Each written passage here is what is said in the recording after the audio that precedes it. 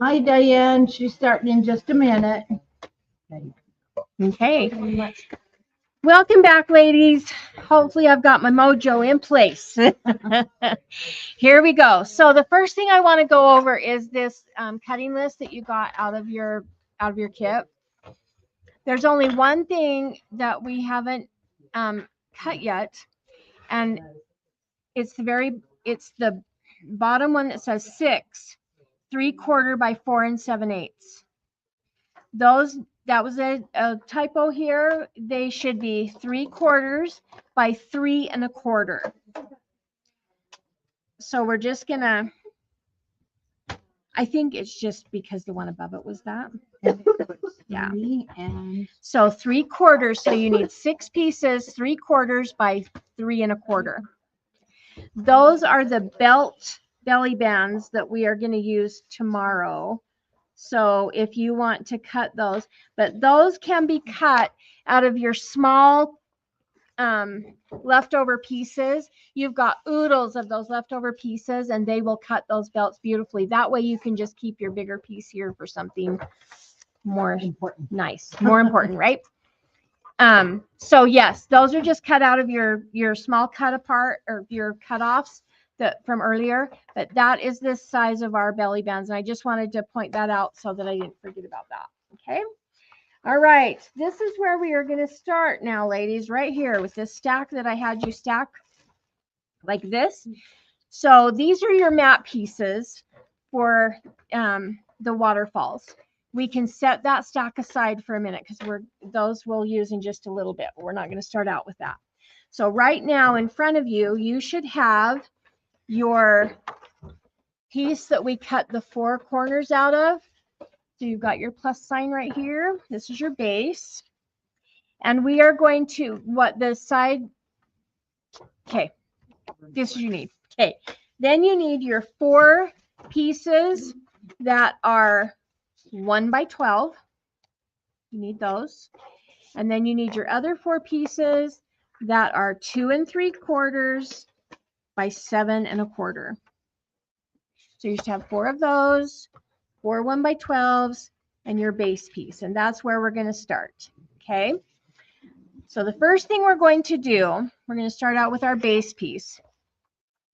You should have the inside of it is going to be the side that has the mountain score to the top. Okay, that's going to be the inside of your box. Okay, the outside of your box is going to be the flip side, which is just the valley score. Okay, we're going to turn it so we're going to turn it to the outside of the box, which is where the valley score is. Okay, so turn that, just have that facing you. Okay, anybody confused totally?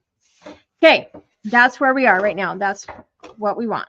So now we're going to take our ruler and we are going to make a score, or a guideline on each of those 4 pieces at a 1/2 inch. So I just take my clear ruler, I set it so that my 1/2 inch is at the edge of my piece. that's where, hold on. Let me get your camera so they can. Oh, this is where we're out. We out. Okay. So we're going to take, I just take my see-through ruler. I've got it at a 1/2 inch at the bottom edge of my paper, and I'm just going to draw a line that's a 1/2 inch up from the bottom. And I'm going to do that on all 4 sides. Okay. So I'm just going to set my ruler so that my 1/2 inch on my ruler is at the edge of my paper. I'm just going to take my pencil and do just a line. Okay, so we're just doing a guideline, a 1/2 inch up on all 4 of those edges. Okay, and this just helps me, then I just know, and I don't have to guesstimate, I just know where it is. Okay, so there's that.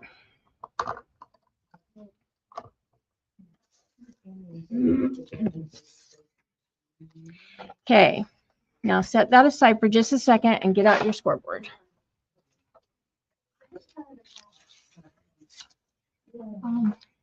We are going to use our 4 1 by 12 inch strips. you're going to put the 12-inch side at the top of your scoreboard, and you are going to score at 4 and 8. You're going to do that on all 4 of your 1 by 12 pieces. You scored at 4 and 8.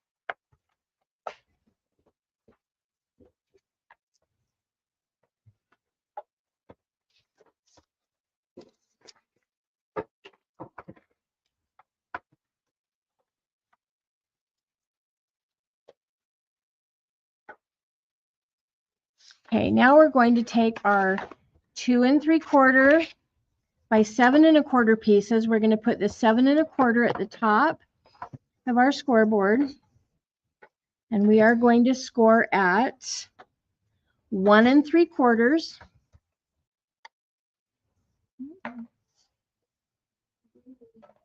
2 1/4, 2 3/4, and 3 1/4.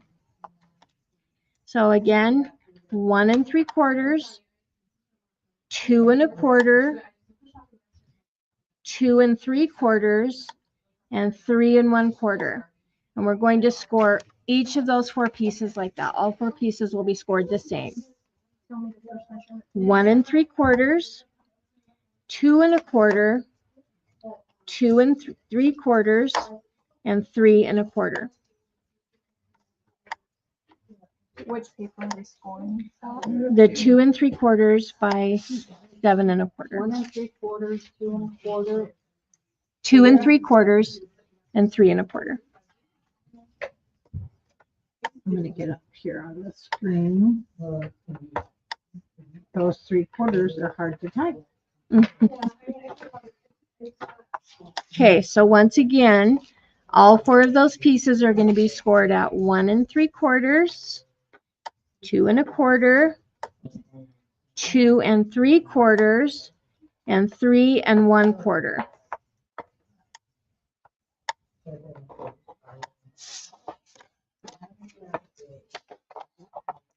Now, what I did, these are the poles for your kinetic waterfalls here. Move that. Okay, so this is what we're doing right now. Okay, so what I did is I rounded those corners. So you've got a short side before your score and a long side after your last score. You're going to round the corners of the long side. Okay, so if you have your corner round, now what I did, I used my corner rounder and I used the 7 millimeter. So it's the middle one. Okay, and I just corner rounded those.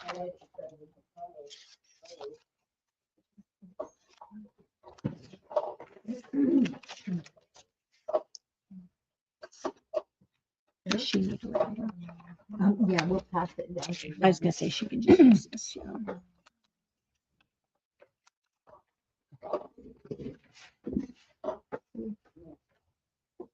I'm sorry, can you give me the measurement Okay, again for these ones? The scores, 1 3/4, Oh, they're also on the screen.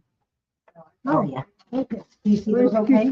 Or I can read them off to you, yeah. Okay, and it's the 7.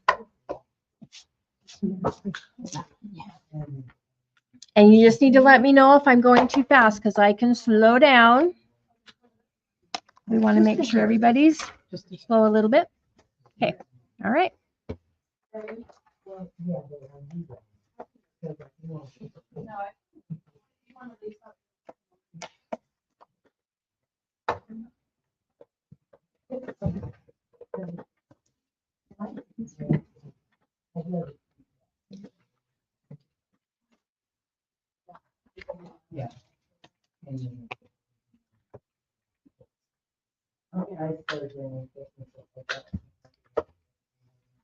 Yeah.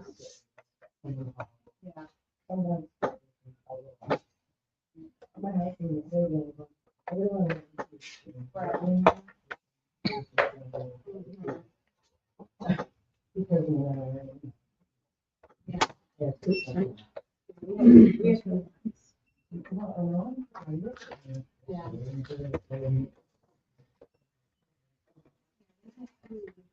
So I have my beautiful trees. We have the kids have Christmas trees where they go. Is that on the longest from? On the longest side, yep. Okay.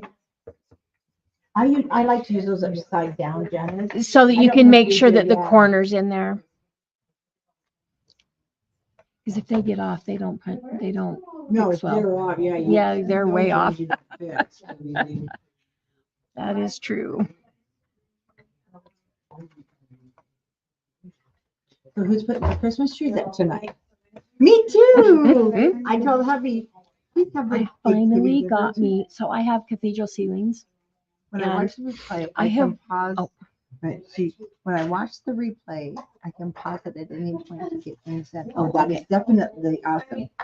Okay, you got what? So I finally got me, so I have cathedral ceilings, and I finally got me a tree this year that is a 9-foot tree, so it goes all the way up, and I'm so excited. Okay, who gets to climb up to put the? Oh, my ribbons at the husband. top? My husband. But he's so excited. He's as excited as I am, so he's good with I it. know. You guys are so sweet. Oh, well, I wasn't asking you, sir. Okay, how we doing? Everybody with me? Yeah, A little bit. he'll complain, but he's not really complaining. He's Oh, just he being is. funny. Yep. I have one for the kitchen. One for the family room.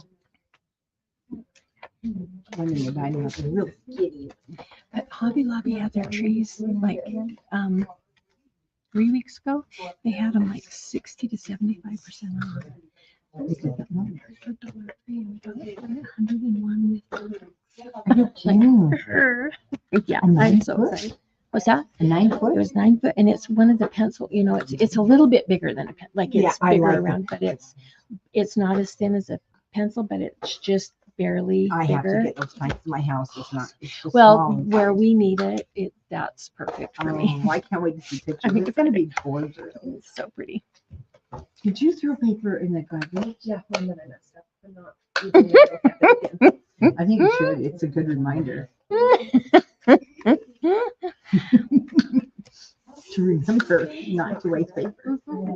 How bad did you mess it I up? messed up this corner, so look how wonky it looks. Oh yeah, if you don't get those right, that we just talked about that.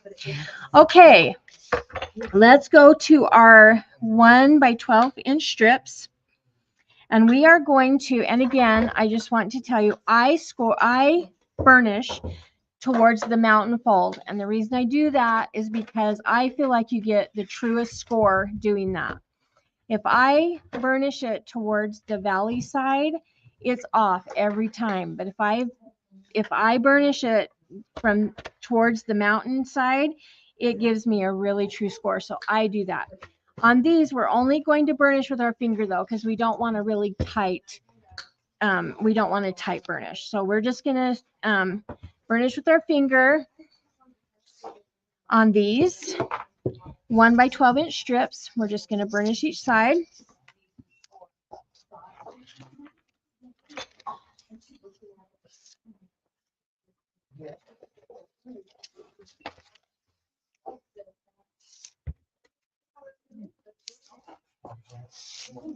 I'm sorry, what are these supposed to be scored at?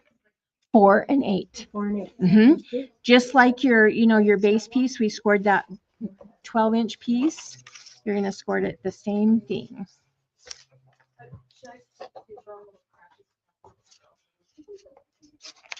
Thank you. You're welcome. Okay, so we've got those finger burnish there. Okay, so we're going to bring our piece back in. We're going to have the side facing us that has our guideline on it. Okay, and we are going to essentially what we're going to do, and it's always best to watch me do one so that we don't get all messed up. We're going to have this piece so that so that we have like a little bridge here, and we're going to lay it down so that the burnish is up towards us, okay? So we are going to glue this down in between those scores. You're going to have, the scores are just going to go to the outside of your paper right here, okay? And we are going to glue them just at the top of that guideline. So we wanted them to be a 1/2 inch from the bottom. So all we're going to do, see, we've got this folded like this. We're going to take our glue. We're going to put the glue.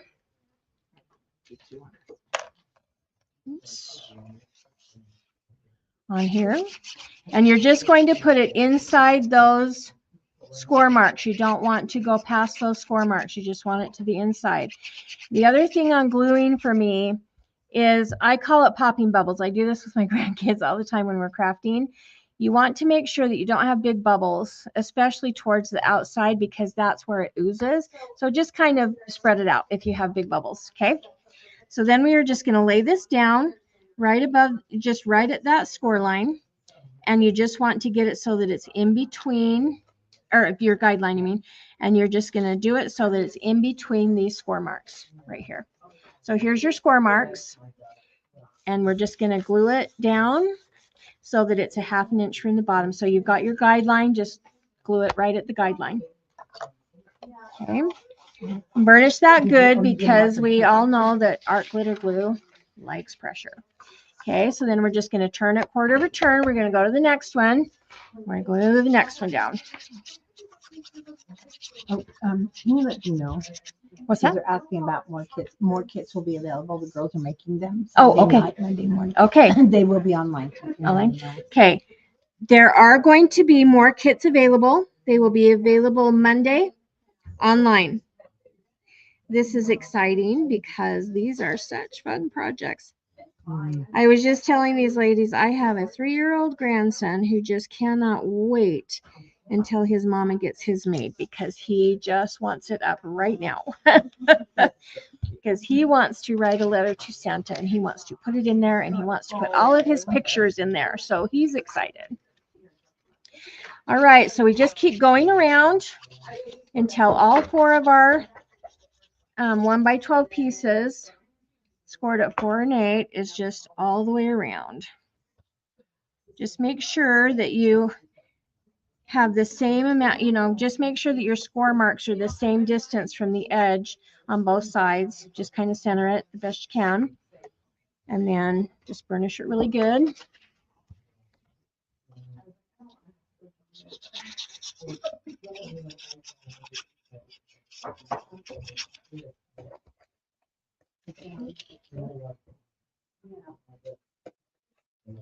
Yeah, well, my mom wanted to do the train across the.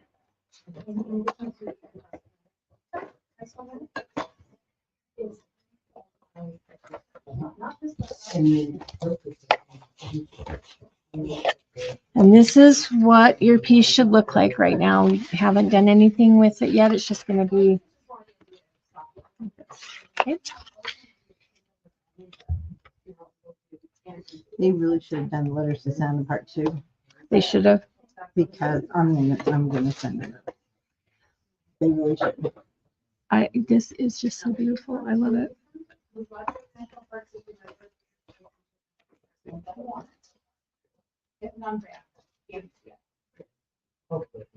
They went to Waterton.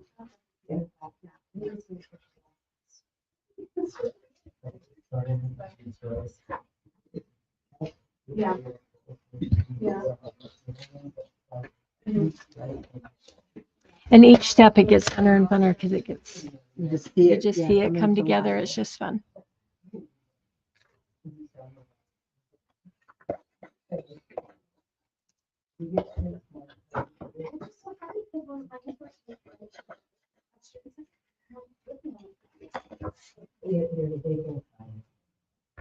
They were. Did you do it? I'm so proud of you. We'll keep her there. She's doing good. Do you need a rag? Yeah. You did. Mike. What's that? Yeah. Like Now, they can- peanut butter and jelly they have the sandwiches. option of, The glitters and that. Let it dry. Okay, now we're going to flip this over. So now our bands are going to wrap around our little squares like this. Okay. So now what we're going to do now, so this is, okay. We don't want these to go clear to the edge over here to that score mark, because if it does, it's going to bind it. So you just want to just move it in just a little bit if you need to. Mine, I don't need to. Mine's right in between, so I don't need to. But if yours is just a little bit over, move it just a little bit and then rescore it with your finger. Just move it towards the outside and rescore it with your finger. Because we don't want to bind it. We don't want too much out here, but we want, because that's the sides of your box, so we don't want to, we want it to close really nice. So just make sure that you're just not over the edge here or over your score mark here. Okay, you're just going to fold them in. Okay, so what we're going to do is we are going to take some glue on this bottom piece. Don't go clear to the edge, because we're going to put a little bit of glue on the top of this, the inside of this one. Then we're just going to fold the bottom one down, the top one over it, making sure, just kind of guide it with your finger like this to make sure that they're even and not wonky. You want them to be right together. Okay, so now you have this little thing that your mechanism is going to slide in. And you know you've done it right if on the back it's glued tight to it and the front you've got a loop, because this slides down in there. Okay, and that's what we're going to do all the way around. Okay, we're just going to fold this one in. Now that one went over to my score a little bit, so I'm going to just move it in. Then I'm going to just rescore it with my finger like that. Just push it out a little bit. Just make sure that doesn't hang over the edge. So just re-finger score it, and then I'm going to put the glue on this bottom. And just a little bit at the top, about an inch down on the top. Pop that, pull that out. Fold them in.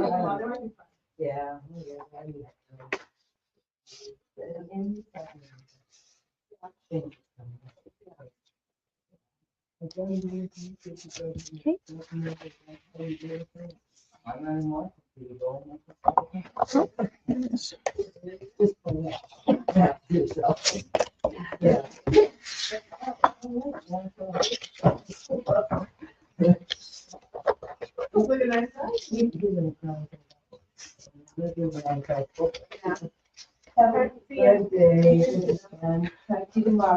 And I won't forget, I promise. You're fine. If you do, No, I will not. I will not. Oh, wrong side. Oh, no, it's not. Yeah, I just texted to me.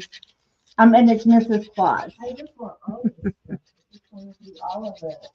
I just need extra days going into the year. Certainly all. Yeah. No, I don't think it's going. Yes, no, that's the thing. When we ladies craft though, there's always interruptions. Somebody's got to eat. Somebody needs something. Or the laundry needs to be changed over. I'm like, can't I just be alone down here in my dungeon? I understand that. Especially now, I'm really teaching myself the cricket board. But, oh, yeah. I'm really, yeah. Fun. Well, isn't that what you use to cut our little belt buckles?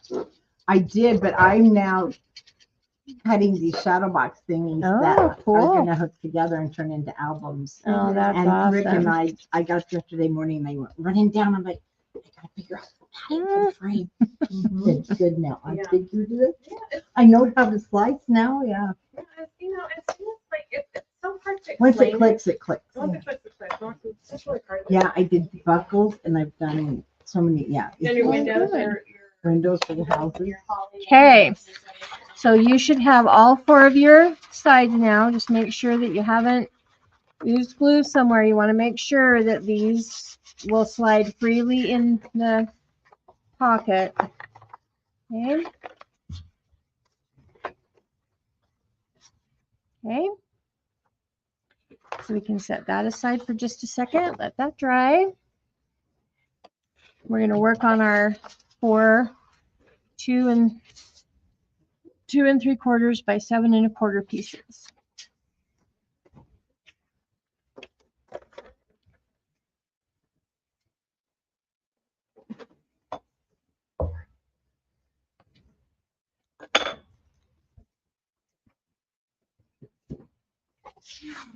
On these pieces, we are going to take them and we are going to first finger score them just to make sure when you score these, again, going towards the mountain fold, you want to make sure that these edges line up.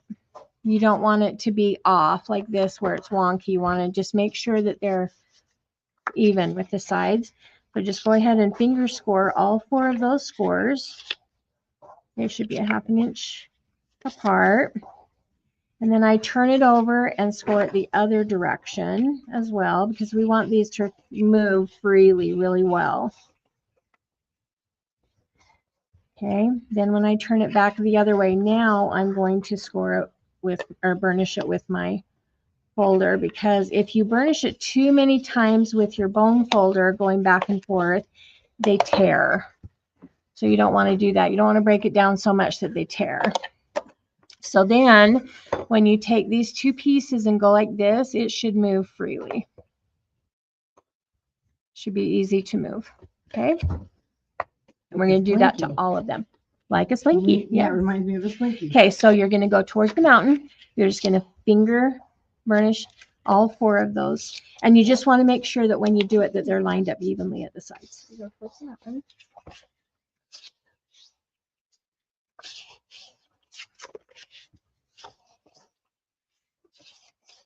Did you tell your little boy you're coming to make the mailbox today?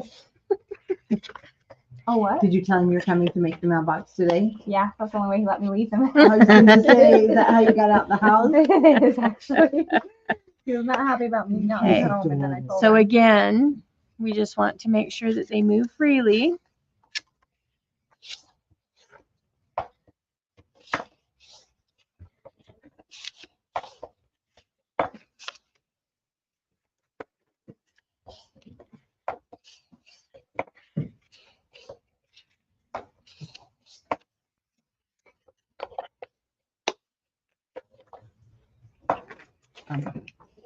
Let me just show somebody what you make. You just quickly show that in the. Oh, okay. Yeah. Absolutely. Yeah, okay. she's going to show in just a second, guys. She'll show you what she's working on. Okay. So when you're, You can just show a picture. This is what we're Yeah. working so what we're working on right now There. is this pull tab that pulls your kinetic waterfall down. That's what we're working on. Okay. Did that make sense? No, no, that's This all one she so you did. can see. Okay. Yep. So just pulling this out. So this right here is the mechanism that we're working on right now. Okay.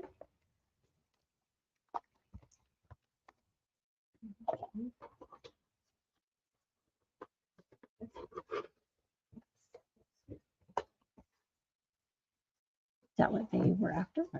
Perfect. Okay.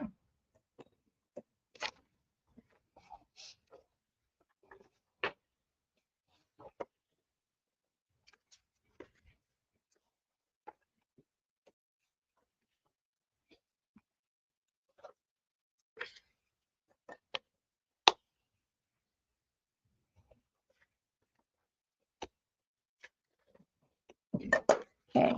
So right now you should have your scores all burnished. And this long side, you can see there's a short side here and a long side. Your long side should be corner rounded at the bottom if that's what you so choose to do. You can do an angle, you can do a fancy punch, you can round it, however you want to do it. You can just leave them square if you want to, just however you choose to do it. I choose to round them because I think it's easier to get a hold of them and pull them.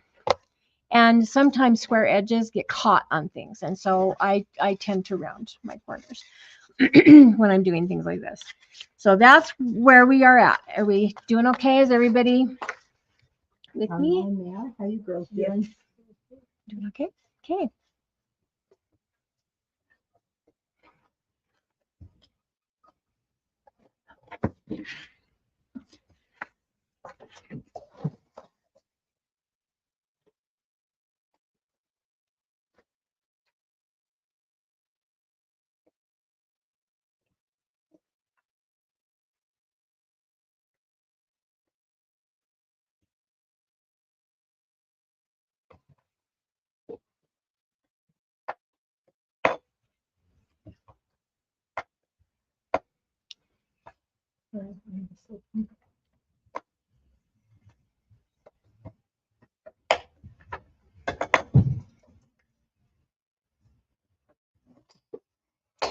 Okay, now when we put it down into the sleeve, we're going to put the end that's corner rounded. That's going to go in first. Okay, so we're going to slide it down. Now, what I do is I use my mat that has the grid, and we are going to center this so that there is 5/8 of an inch on each side. And that will center it for you. Okay, so this bottom edge will be at 5/8. Is that what I said? Yep, 5/8. Okay. Then okay, so now let me do this again. So when you slide it in, you're going to have it at 5 5/8, but you're also going to keep this rounded edge, you're going to keep it up just enough that this short edge here lines up with the edge of your 1x12 piece. So it should line up right directly right there. Okay. So you just want to pull it up to where that meets that edge right there. And then just make sure that these sides are at 5/8 of an inch in. Did I make sense? What do you mean by 5/8 of an inch? So from the 5/8 edge on of your, each from the left edge and of right? this side here Oh, to okay. the edge of your rounded end, there should be 5/8 of an inch from each On side. each side. Mhm. Okay. Yep. In the center. Okay. Okay. And then this little short side is going to line up right at the edge of your 1x12 piece. Okay. Then you can just hold on to it, tie it up here, lift this up, and you're just going to put glue on the 1x12 strip. You're not going to go past that. It's just going to be right in the center of that 1x12 strip that you did. You're going to lay that down and burnish that down. Okay. Like this. Now, you don't want to pull on it hard because you need to let this dry or else it's going to tear apart. So you want to be careful. But what's going to happen now, this is your mechanism for your waterfall. Okay. So your short end is glued to your 1x12 piece. And your rounded corners is to the outside down. It's going to be about 1/4 of an inch down from the edge. Okay. And when you pull on it, it's going to go up and down like this. And that's going to be your waterfall. That's going to be your kinetic waterfall. No, that looks right. Mhm. Okay. It's like where it's at. Yeah, it'll be. Lines up with this. Mhm. Mhm. Oh, And Yep. that'll be kind of. Are you doing okay, Diane? I mean, not. Janet. Yeah, I'm looking at Diane. Okay, so I'm going to do another one, Janet. So Sorry. watch me up here. So I'm going to slide the rounded corner edge down inside the pocket right here. Okay. I'm going to line my thing up on my grid. Do you have a mat that's got a grid? This mat has a grid. Okay.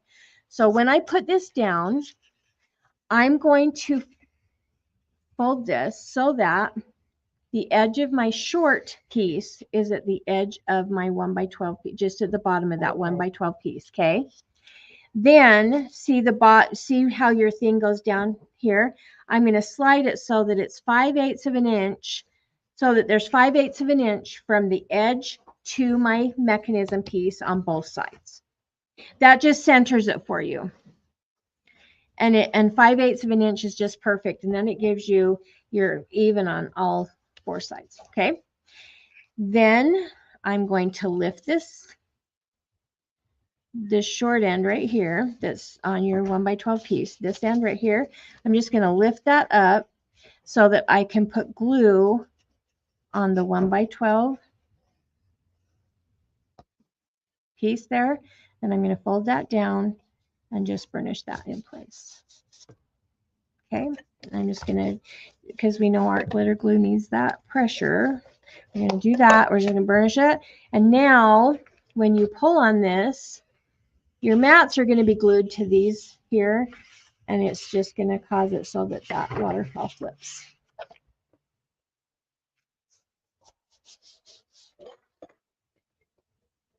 Okay, so you'll just lift. Okay, Oh, so 5, 8. am I making sense? Yes, Is you everybody are. with me? Yeah, but Okay, you know, sometimes our burning doesn't. exactly. And all of us learn differently. We hear things a little bit differently. So I will re-explain it as many times as I need to. I want to make sure this is right. Yes, ma'am. So if you are pulling on this, How far up is yours? Oh, no, that's perfect. Okay. you did Just keep it. moving that Okay. finger. So you're going to do those on all 4 sides. And just from that edge to that edge, put your glue there. Yeah, that's how you make these fun waterfalls. All the way up from the No, yeah, just kind of, or you can kind of just go here in the center, side to side. There you go. And maybe a line there, and oops, line sorry. it. No, you're fine, top and bottom. Oh, worst happens in the crack room. I told myself. Burnish it well, and that will slide up and down for you. Yeah, if you've got your bone folder or your fingers, whichever you like to use. Wait, just one minute. Oh, hello. Jen DeVal's just popping in to say hi to you. Hi, Jen. That makes me a little nervous because she is like pro. You're doing awful, pro. You're doing great. Don't even. So now with this, ladies, I'm just going to give you a little thing on those glue erasers that I showed you. They don't even, like, it's not just removing glue. So I have to tell you, you know how when you're like burnishing on black paper, it kind of leaves marks. If you use that glue eraser on that and just glide it on your paper, it will take all those glossy marks out of your black paper. And I'll be honest with you, It's nice. I tried to find glue erasers to carry. The best place is Amazon. It is Amazon. And they're they're so they're inexpensive. cheaper and Yeah. they're the best one. Like they have the art one. I can't remember just what get they're the called. They're art glue, something. Yeah, art glue erasers. Art glue erasers, and they are fabulous. And they're pretty cheap. They're not too Most- bad. yeah, They I can't really aren't. Get them anywhere. I think I gave that link to Lexi. Oh, okay. I sent that link to Lexi.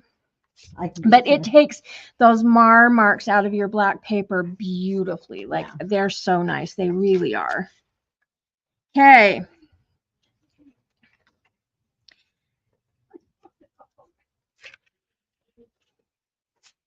Jimmy, are you warm? Can I choke? Do you want me to crack the window? How are you ladies? Are you Good. comfortable or? I'm okay for doing that. You can Oh. come back Yeah, there, I just wanted to absolutely. make sure if you guys come up, it's hot in here. It's hot in there. Yesterday, I ended up literally, I turned on my air conditioner for a while because We opened I the was whole doing house. those literally. I was in that kitchen and it was hot because everything was, the steam was going up and Mhm. everything. I was so hot. I turned the air conditioner on. I'm like, dude, I am dying.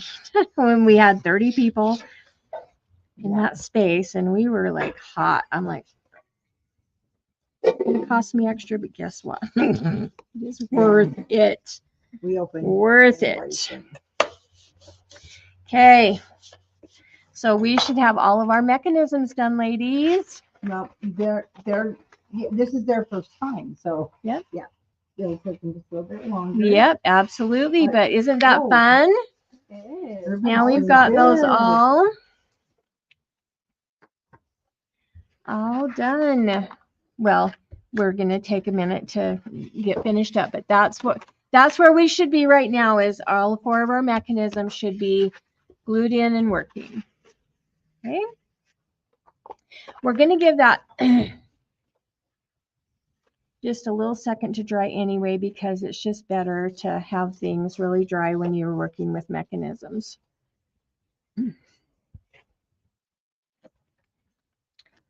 And now we're going to be using our little stack of mats. And you should have it from the largest being at the back to the smallest being at the front.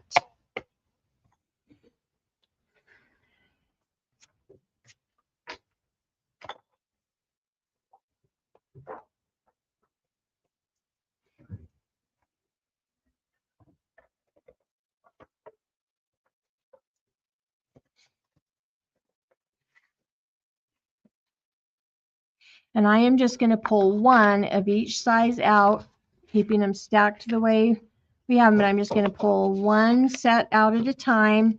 We're just going to work around. That way we just have one set that we're working with.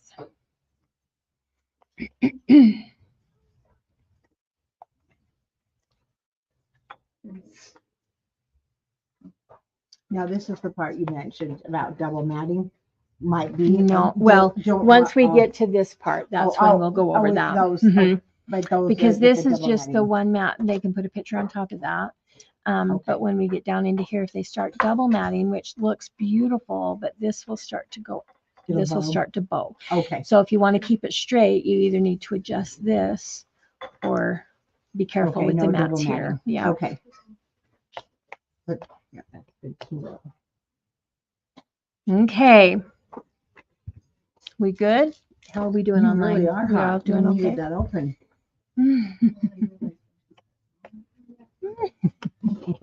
How Howard we are they suggestion. doing? Are they caught up here?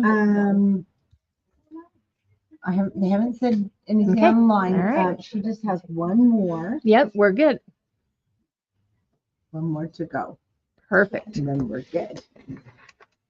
Okay.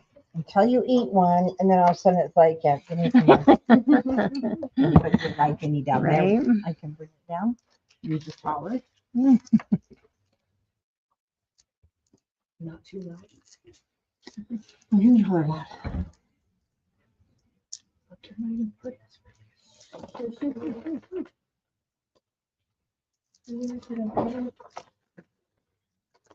Actually, we are going to do something first. I think it will be better if we do this. We should have done it. Okay. All right. We're gonna do some matting on the outside first before we move on to our mats on the inside. So, in your paper pack, you want to find the paper that looks like this. It's called North Pole postage. So on one side, it's this beautiful red pattern. On the other side, it's the postage stamps. And you will need 2 pieces.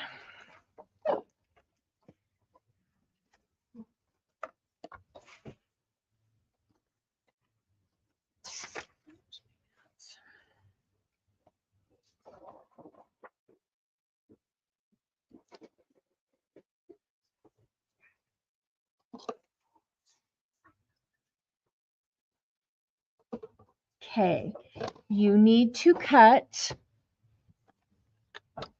one.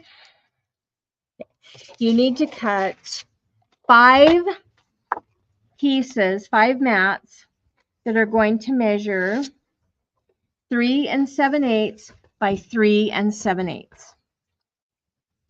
So I just in my trimmer, I just slide it in from the end where the on the opposite end of the rounding strip. Okay. At 3 7/8.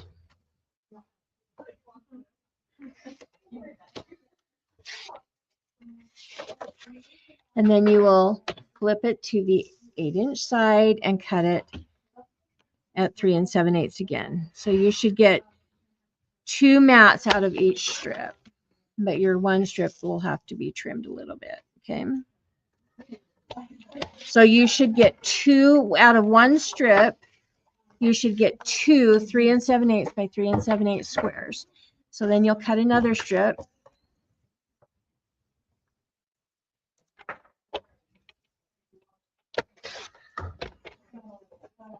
And this is what you'll have left. You can just toss that.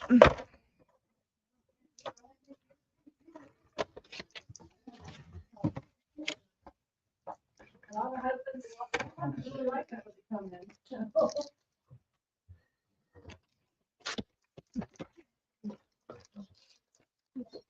in.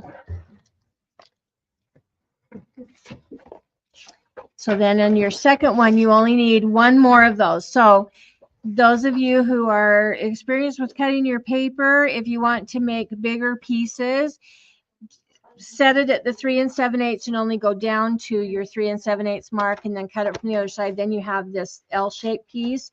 But it doesn't matter. You can cut it off and cut it in half just like we just did and save the rest of the pieces. However you want to do it, it is 1000% up to you because you just need one more mat.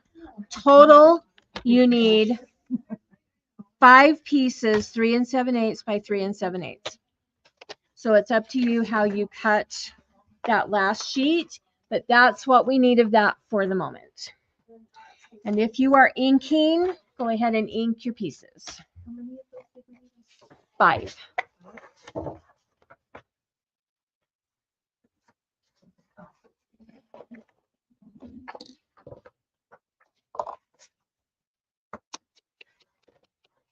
I have inked for so long. I ink everything.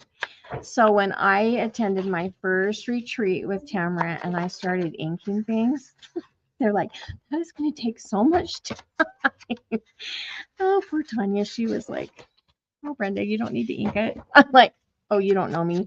You don't know the OCD side of The only me. paper I don't ink is Doodlebug. I usually don't ink Doodlebug. Yeah. Or Anything that has a light background that it's you're going to be white. putting on a light, but anything that is a darker background, I have to ink because those Yeah. white edges just drive you crazy. they do me. It doesn't mean, okay, here's the thing I want to make sure everybody understands. There is no hard fast rules to crafting. There's not. Like if you whatever is the most comfortable way for you to do things, and you're the one that has to like it, you're the one that's going to see it, Right. and you are the one that has to be happy with it. So if it looks good to you, it's perfect. It is perfect. Just because I ink it and you don't does not make yours any less awesome.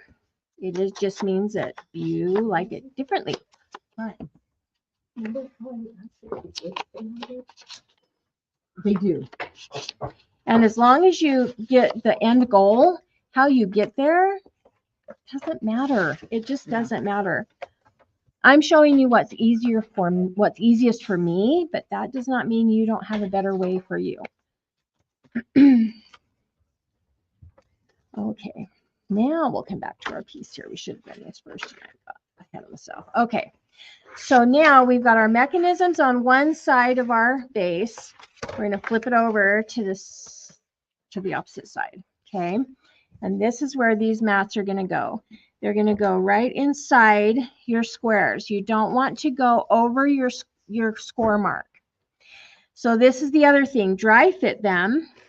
And if you want a bigger border on yours, just trim them. Okay. This gives you a 1/16 of an inch all the way around. If you want it more, like if you like a 1/4 inch border, just trim your paper. You dry fit it and then you trim it to what you like. But we're going to mat the 4 back sides of our base here. And what essentially you've got, this is the outside of your mailbox. So these are the outs. When you have your lid on it and everything, this is what you're seeing from the outside. So this is what we're matting, is the outside of your mailbox. Okay, so that's what we're matting right now.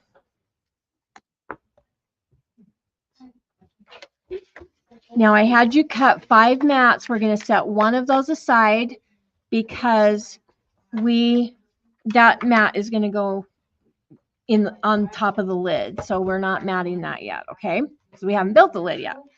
So we're using 4 of the 5 that we just cut, and we're going to mat the outsides of the box.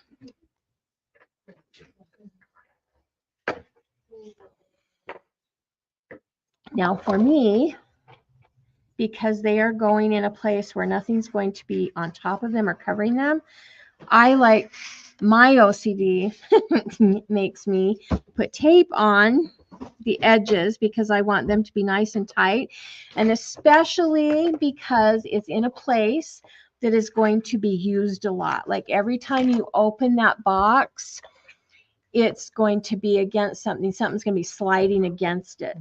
So if you don't have it glued clear to the edge or whatever, it tends to, those edges curl quicker. Okay.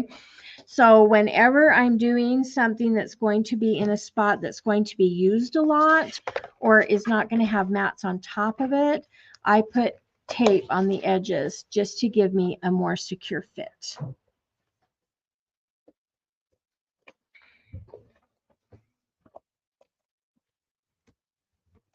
That just might be a long justification, but long-winded justification, but that's how I do it. It makes me feel better. I just put tape along the outside edges. It does take longer. So if that is an extra step you don't want to take, then you just glue it like you do everything else and it's going to work beautifully. If your corners come up a little bit, you just re-glue them down.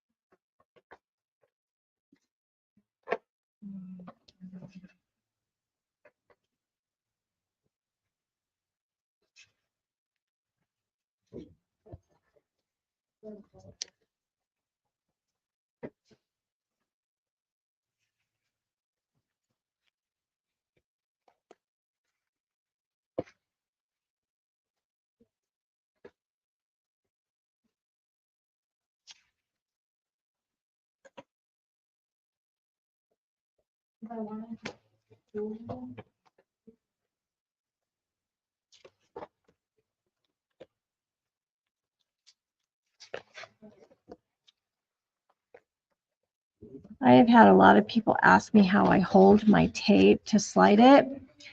If you put your hand in it so your thumb is at the top and the end of your tape is to the left side, you can grab a hold of it this way.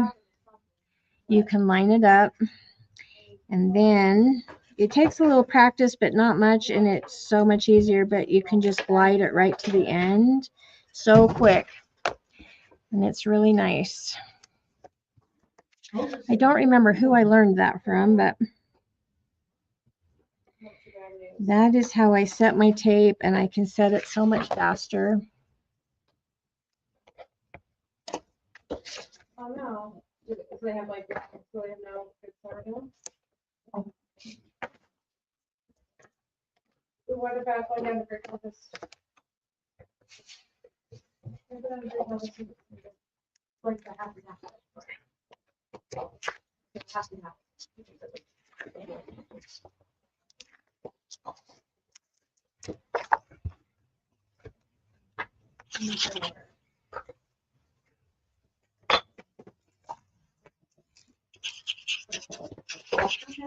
What about the pretty good stem cell down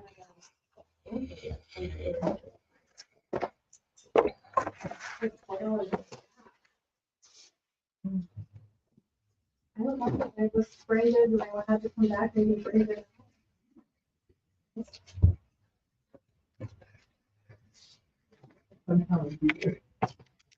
Oh, don't make me do that, because then I might run out, so.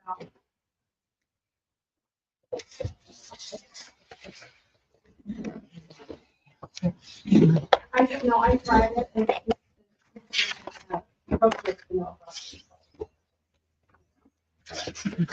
Yeah. You guys are troopers. You all do. Yeah, Robert got some of that.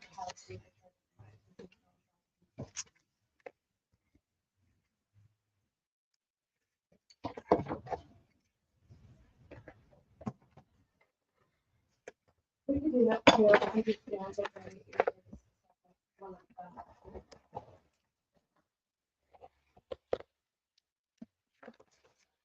Like, if I've never had issues, right about this.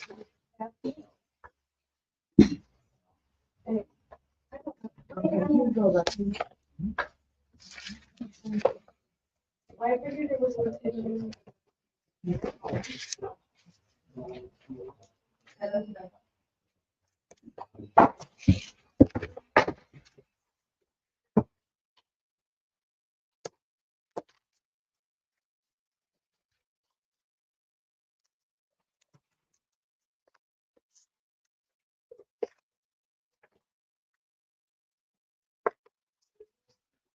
Sorry, we'll give it one for a copy.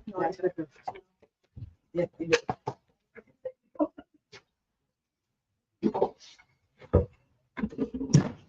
The girls are going over to beans and brew. I didn't know if anybody wanted anything. What's that? Beans and brew. Even whole pot. But if you don't holler, they'll get rid of it. My husband went over to get popcorn from next door, and they closed at noon.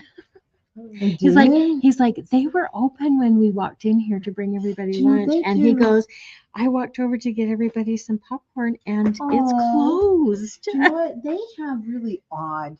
They do a lot of shipping, and I guess they have another store. So they will go in and just prepare the orders, and if they're open and people come in, they're open. If they're not, they close. They close As soon That as is UPS so picks up, they're gone. They're gone. Oh and my so word! it's kind of like, Well, the was like, it was open when I first got in Yeah. here, but now it's closed. so, yeah, it's very odd. I was really hoping we were supposed to have one of those called cheesers or something, a grilled cheese sandwich place. And they were going to go in, but I guess the unit was too small. And I was like, oh, broke my hopes. Having soda, I mean, we would have everything available right there to us, right? But Grilled cheese. I know in gourmet ones where you can have other things put on them. Yes.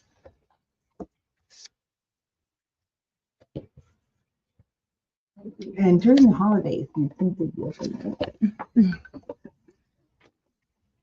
Especially because people tend to like to get Yeah. Theirs isn't my favorite.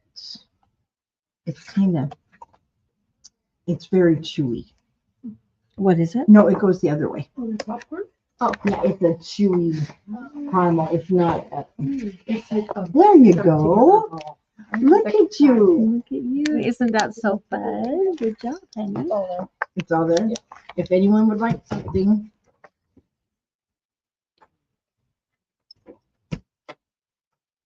It's just warm enough.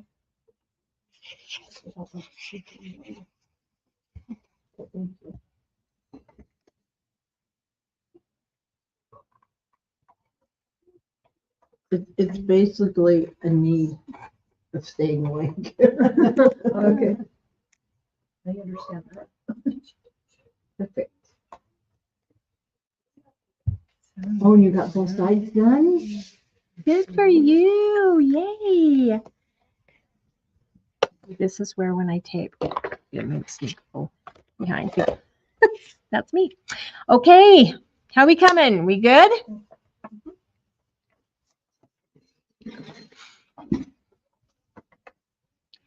Now we will go to the, let's see how I do this. Okay. Now we are going to mat this center bottom on the inside, on the side where your mechanisms are. This is where you need to decide how you want to mat it. If you, on the sample that I did, I matted it with the Santa Claus paper, and it is, I'll look it up. If you want to mat it with the same red, you've got a mat that you can use right now, and you can go ahead and mat that center as well. So you can use the 5th mat that we had cut, and you can go ahead and mat that center now with that. If you want something different in the center, you can do that. On the sample, when I built my second one, I did it with the red. when I did my first one, I did it with, I will tell you right now. I did it with the paper called Naughty or Nice. And it is this one right here. It's got the Santas on one side and it's got the snowflakes on the other. Okay.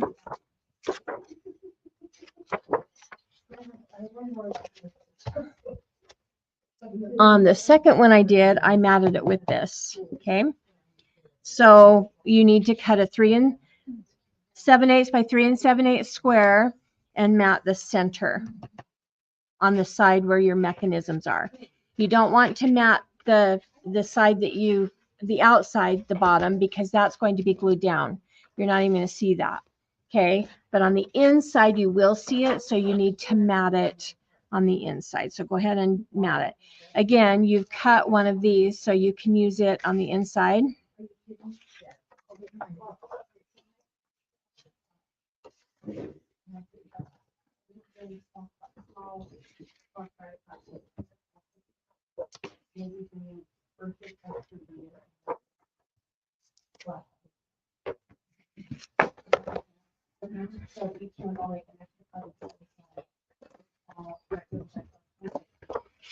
So 3 7/8 by 3 7/8. Yes, ma'am.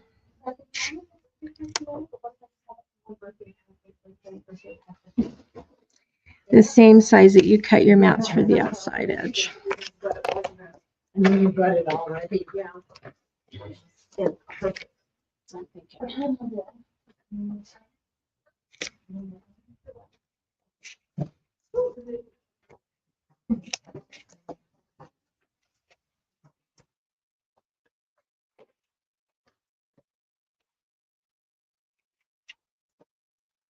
I hope everybody's doing good out there in your craft rooms. In store here, everybody is doing a fabulous job.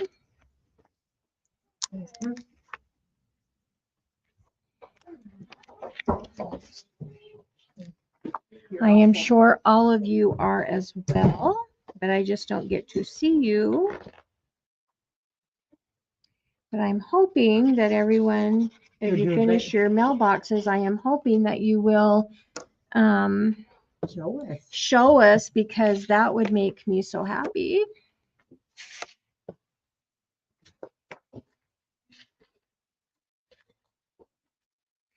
It's fun when you design something to have, to see that people are making it. That's what makes it fun. Mm-hmm. And to be honest, everybody like does puts their own creative mark on it, and the way they mat it, the way they, what they use and everything, it just is so fun. And then people can see how fun it is to use different papers like that, and that projects can actually be done with something different. It's wonderful. Just watching hers today, and then that's wonderful. She's had a real bad respiratory. Oh, I'm sorry to hear that. And good. She's gonna make it when she's feeling better. Awesome. Okay, so where we are at right now, ladies, is we should have our mechanism pieces in. Then on the flip side, we should have the 4 outsides matted, and we should have the center bottom matted. Okay. I love how you flip that around. Oh, I love that. So can I show her? I would love that. Look how fun. So your name is, tell me her name again. That was rude. Caroline. So Caroline used the opposite side of our red paper and did the postage stamps in the center. How fun is that? That's great. Cute. Especially that one. See, we have our own creative license. We use it and it's great. Okay. So now we are going to move on to our mat stack that I've said we were going to move on to 2 or 3 times, but we are really now. Okay. So I'm just going to pull one of each size. Oops. Again, keeping your sizes in the right order. Your smallest one's going to be on the front. Your largest is going to be on the back. And here's the stack that I have already. Okay. So we are going to take our smallest mat, the top one, And we are going to take it and we are going to center it. So using my grid at the bottom, we are going to line this, the bottom edge of this up with the bottom edge of our square, not the bottom edge of our pole, the bottom edge of our square. Okay, so we're going to line it up at the bottom there. And it's going to be 1/8 of an inch on each side in. So you're going to line it up with the bottom edge of your square so that your pull tab is poking out. Can you see it? So you can see your pull tab. Okay. So it's going to be lined up with the bottom edge of your square, and it's going to be 1/8 of an inch on each side. You're going to be 1/8 of an inch in on each side. Okay. So that's ultimately where it's going to belong. Okay. I'm going to move it out of the way for a minute, and I'm going to put glue on this whole big square here. So it's underneath our first score. You're not going to go past that score, but you're going to do it on this full square right here. Oh, you're doing the full square, Full not square. in between. No, not in between. Okay. So you're not going, I want to point this out. Okay. So you're not going into this 1/2 inch score right here. You're not going into this. Oh, you're not. You're staying below that score, Oh, that's and different. you're doing it in Okay, you are this staying square below. right here. Okay. Below the square line. And then your first mat No, the very last is going to line up with the bottom of your square, 1/8 of an inch in on each side. So when you lay that down and come up, it is going to be just barely underneath your score, that first score. Oh, okay. I tried to cut that so it landed right in the right Perfect. spot. Okay. What size is that one? This That one is the smallest one. It's the 2 1/4 by 3 3/4. Yep. So, Did everybody understand that one? Yeah, she's just asking.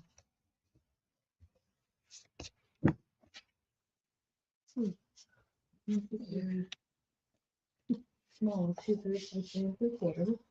Yeah, 2 1/4 by 3 3/4. That's your first one. Okay. Up at the bottom. It's 2 1/4, not 2 3/4. Your 2 3/4 is the next one up. So it should go 2 1/4. Let me make sure. I'm just going to make sure. It should go 2 1/4, 2 3/4, 3 1/4, and 3 3/4. All of them are going to be 3 3/4 wide. But the Did you do it again? vertical part, the small one is 2 1/4. Not this paper you threw away. No, you could have used it. No. Okay, the next place, so your next mat now, we're only going to put glue in that 1/2 inch. We're not going to go clear to the edges. Well, I mean, you want to go close to the edges, but you don't want. But we just want to make sure that we don't have any oozy bubbles going on in there. Okay, so again, here's the top of your mat right here. It's just below this score mark. Here's your next score mark right here. You're gluing between them. You're not going to put glue on top of your mat. You're going to stay above that score line, so you're not going down on your mat that you just put on. Now your next ones will go. And you're going to go below this next score mark here. So you're just in between that 1/2 inch space. Now this time, it's going to be even easier because this mat is going to line up with the bottom of the last mat and the sides of the last mat. So it should be lined up, and then when you glue it down, it should land at it should not go past your score mark up there. Okay.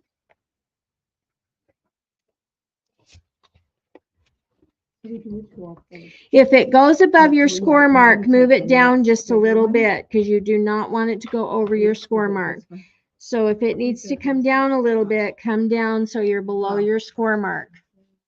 Okay. Well, that one will end up being the very top one, so your next site is this one. Okay, and then this one will sit right there. And then the next bigger one will sit there, and the biggest one will sit at the top. Okay. Right. So now your next mat You want, I would pull out one of each, just so you have them.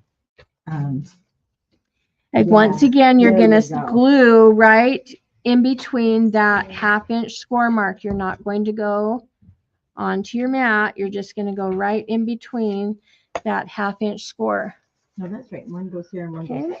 Now you'll go to your next. Now again, Your next side.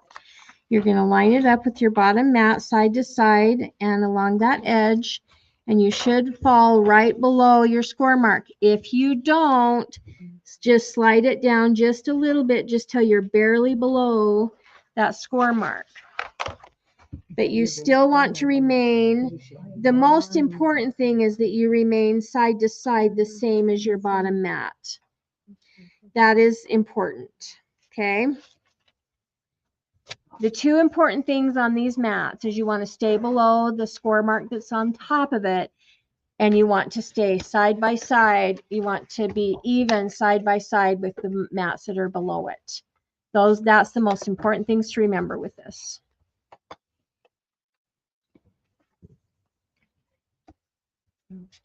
And I'm sure you can guess your next one, you're going to put the glue in that 1/2 inch score, the next one up. And then you're going to do the same thing. Now this one is going to line up side to side and along that bottom edge, but when it comes up to the top, it's going to be even with the top of your mechanism. Okay, and it should work out really, really good.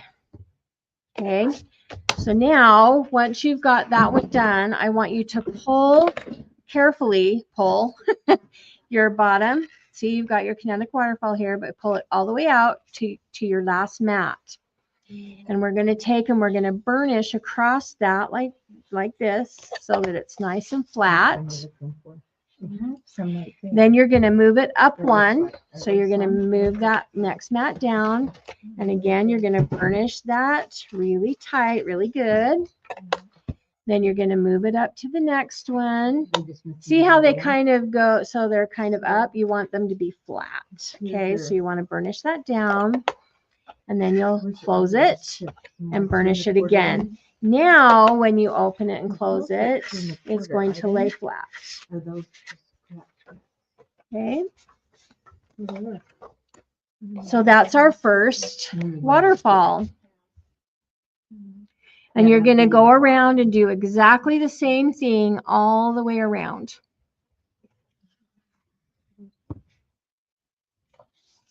So I'm going to give everybody just a second to catch up on that first one, and then I'll repeat it again so that we don't get confused.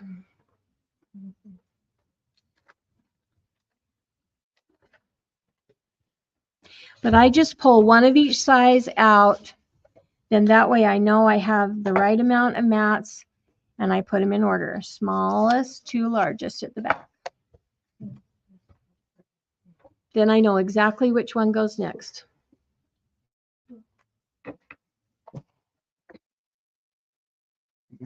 They are such cute girls. They are. And yesterday was just so fun. It's fun when they're little too, but as they're getting older, it's like this whole new It's a new world. fun. It is. It is. It's a new It's just fun new. with these young adults. My Naomi turned 16 this year, and that we're just entering just that next phase, you know, just that next big phase. And then it'll be like she'll hit about 17, 18 and feel her oats and want to be independent and kind of get and then all of a sudden they hit their 20s and they start to mature and they're like, you're a human being. I love this. That's awesome. You gotta get Okay. Did we survive our first waterfall? No, we're We still do okay? working on it. We're still, we're still working. Okay. Okay. Okay. You got those. You got this stack. So this is the first one. Second one, third one, and fourth one. I think you've got them all. I wouldn't cut anymore. Because you already put it on. Now your last one, your 3 3/4 by 3 3/4 was the ones that were your four corners that you What are cut those out of ones? your. Are those 2 3/4? I'll bet those are it because they were the corners that you cut out of this. And And you those are cut, the last ones? Mhm. did you cut Those are the down? last ones. They are supposed to be. 3 3/4 by 3 3/4. That's perfect. I have a feeling those are the ones. Okay, so we're just going to repeat that. We're going to take the Okay, smallest then you one. got them all with those, huh? We're going to line it up at the bottom, 1/8 of an inch in from both sides. And just line up square with the bottom. Okay, and it should fall right at the just below your first score mark. Okay, so we're going to put glue in that whole big square on the first one, but you're not going to go into that 1/2 inch square. You stay below that and you don't get it on your, you don't do Do you that. need another rug? No, I'm good. Thank you though. You don't do what I just did. You do what I say, not what I do. Okay. 1/8 of an inch in on each side. It should fall just below that score mark, which it does. That makes it so nice. Burnish it into place. Then from here on out, now you're just going to glue, you're just going to put the glue in between that 1/2 inch score each time now. Go as close to the edge as possible without going over. You're going to line them up. Again, I want to reiterate the 2 most important things on this is you want it to be side to side, even with your mat below it. That's the first important one. The second important one is you want it to be below that score mark, that next score mark. So if it is a little like smidgen, less than a smidgen longer down here, it doesn't matter, but it does matter if they are even at the sides, and it does matter that it's below this next score mark. That is very important. Because if it goes over that score mark, it won't turn properly, it will bind. Okay. And if it's not side by side, even here, it will look wonky. It will Well, and look your funny. box might not close, huh? Yes. Yep. So true. I hadn't thought of that because you want to make sure that it doesn't go past the sides here. Yes. So that's the most important things.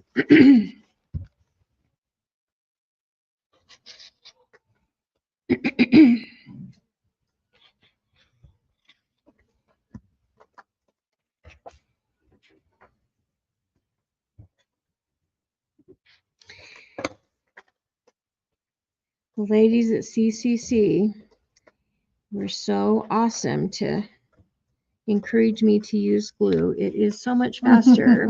It is so much faster. But there really are just certain places that I have to take, and I explained that earlier, but there's just certain places that I feel like it's beneficial to have the tape and the glue. But this makes things go so much faster. Yes, it does.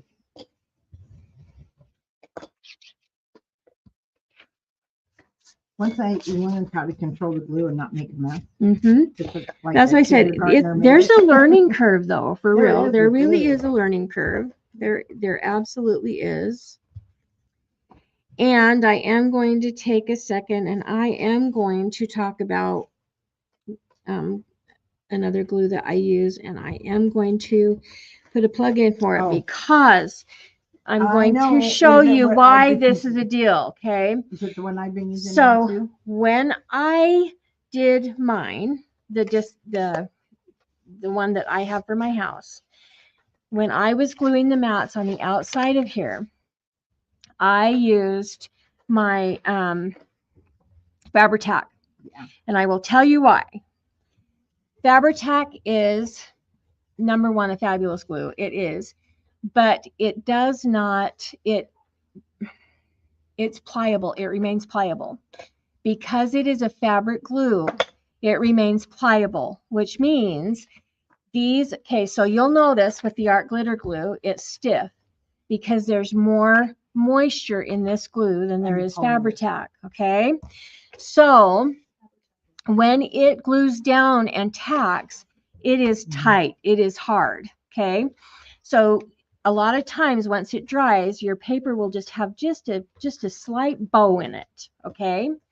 When you use Fabri-Tac, it doesn't. It remains pliable, so you don't have that bow in it. Okay, it remains pliable, which means when it bends, it will roll with the bend. Okay, so like on the outside of this box, I want it to be a little more pliable, so I use my Fabri-Tac. When I am doing junk journals or anywhere, especially when I'm using thinner paper, I absolutely use Fabri-Tac, because if you use the art glitter glue on thinner paper, you can see it through the paper. With Fabri-Tac, it does not. And it's fast drying. It's fast drying. It's not as fast as art No. glitter glue, I'm going to tell you that, but it is a pretty fast tack. But it also moves. So when you put down like a swirl, like you normally do with glue, when you just you take your bone folder and you're burnishing it, and that glue moves out to the sides. It doesn't stay in one place, it moves. And then once it dries, it remains pliable. So when I'm doing junk journals and stuff, especially on the thinner papers, I always use Fabri-Tac, and that is why. Okay, so that's my plug for Fabri-Tac. And I know, what's that? I have been using on a few things. Yeah. That wouldn't catch on the gingerbread house. Yes. It's taken me some while to use. Yes, it is if you haven't used it. I have used this right from the beginning, so I absolutely love it, and this is why I love it. I just want to make sure everybody understands why I put a plug in for this. Tamara does have some of this in the store. Do you have it online? Oh yeah. Okay. We have a ton. Okay, so they do have this. But like I said, this is I love it for those reasons. Okay. This is going to look beautiful. It's not going to hurt this product. I'm not saying I love art glitter glue a lot. Like, if you're doing a table and a project, you potentially use your stain on your wood if it gets. Oh, if you get it on your wood, yeah, you've got to have a mat underneath Yeah. there, because it does bond your leather, fabric, plate, Yes. wood trim. Yeah. It glues a lot of Perfect things, for everything. but it is a really, really good glue for a lot of different things. And the biggest thing is it doesn't have as much moisture in it, so it moves and it remains pliable. Okay, so that's just my plug for glue. Neither here nor there. That's just Brenda's plug for glue. Okay. So the next thing, I think, is this good? Yeah, well, you put the glue in the center, yeah, and then stop just before that score line.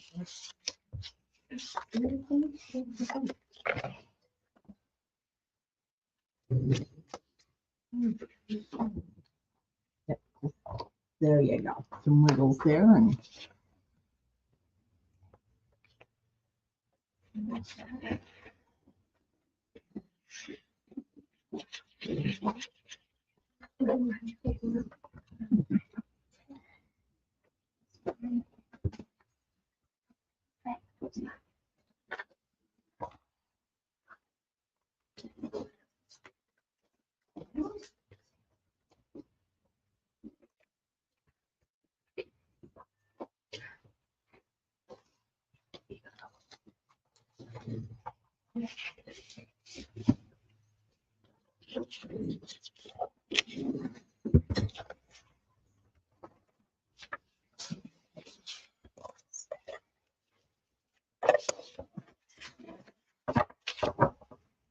oh, are you off? Mm. Give my boys hugs. Are you coming tomorrow or finishing at home? I got working out tomorrow, so I'm just. They're building a home, so Yeah, they're we were talking, Alva. I learned a lot of cool stuff. That is so neat. it's really fun.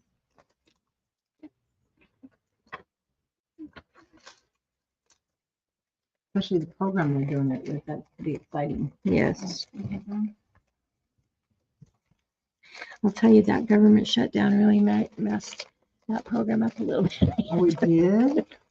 Access to funds at all. But we're glad that it's back on track and that everything's great. Okay. Good. Now they're back to building and it's awesome again. Well, you have a little break. But yeah, I mean, like, darn it, that put us that much behind on that. Yeah. So luckily it wasn't. Luckily it didn't last very long, so that's good.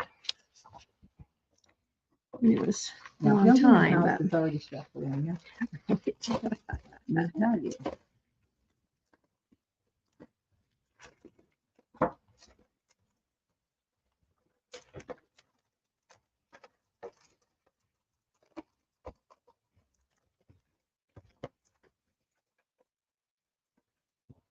And it is really important that you burnish that open so it lays flat, because your waterfall will work so much better if you do that.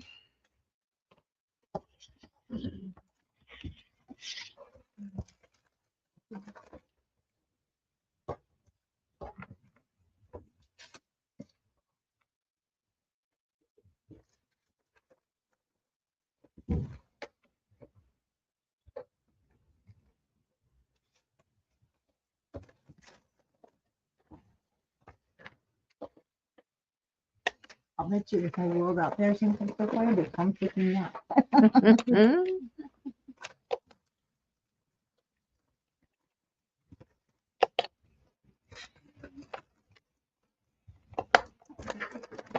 So the last windows are this one. The biggest, your This biggest will map. be your biggest one will go on this. Oh, so one more. huh? One more after that. Perfect. Wow, okay, thank you.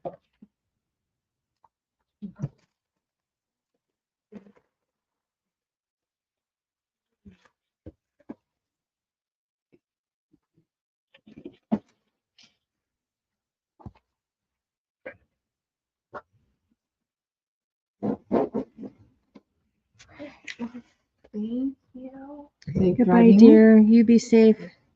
Will do. Yeah, it won't lay flat for you. I mean, you can put it in the bag, it'll lay flat, but yeah, it won't go flat yet. for you. Just gonna leave it out. I don't want to risk it. No, it's very cute. Do you want a bigger bag to put it in? A bigger plastic bag? Sure, sure. So the next thing we were going to do, Andrea, that you can do at home. So you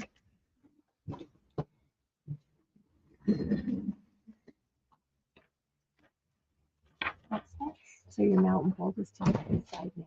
So now you'll just fold those down and push. So you'll hold on that swirl like that. Okay. Yep. We're good. Perfect. Okay.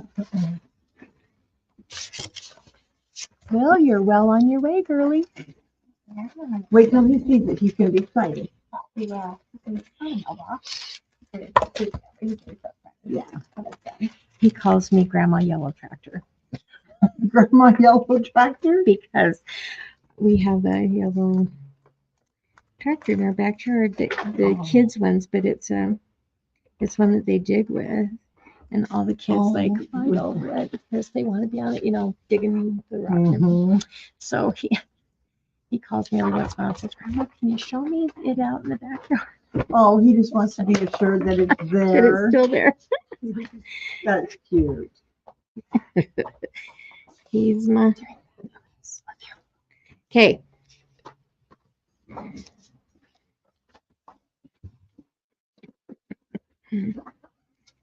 We have the most unique names that our grandkids call us. Oh, we do too. My husband is Papa Him. Papa Hen? Him. Oh, Papa Papa Hen. Hen. Because every time they ask if we can stay at their house and Grandpa says no, they get all sad. And so the next time they'll call me and say, "Grandma, can you come and visit us?" And I'll say, "Well, what about Grandpa?" "Well, you can bring him, but if he doesn't want to, just come by yourself." Oh, I love it. You can bring him. Mhm. You can bring You know that him. one guy? They love him to pieces, but they don't like it when he says we have to go home. No, but let's see. That is not a fun thing for them. They like Grandma and Grandpa to stay. Yeah, let's see. Aaron would like that. It was not a pretty scene. And unfortunately, Grandpa's always the one that has to say, "I'm sorry, we have to go home." He'll say, "Well, what do? I have to be sad when Grandma's not with me." "That's okay." We don't don't care need about her that. there. No. You're a big person. You'll survive.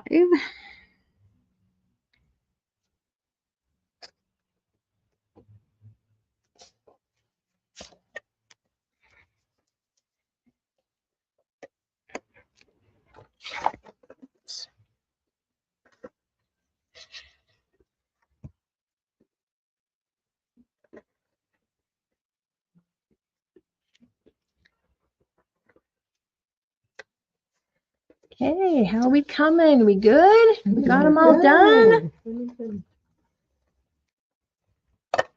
Janet, did you get a chance to craft a lot now that you have a bowling alley, or no? It's slowed down? Not at all. So this is your luxury. Yeah.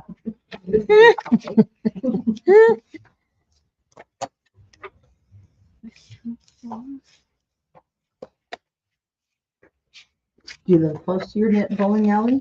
Yeah, I do. Oh, that helps too. It does.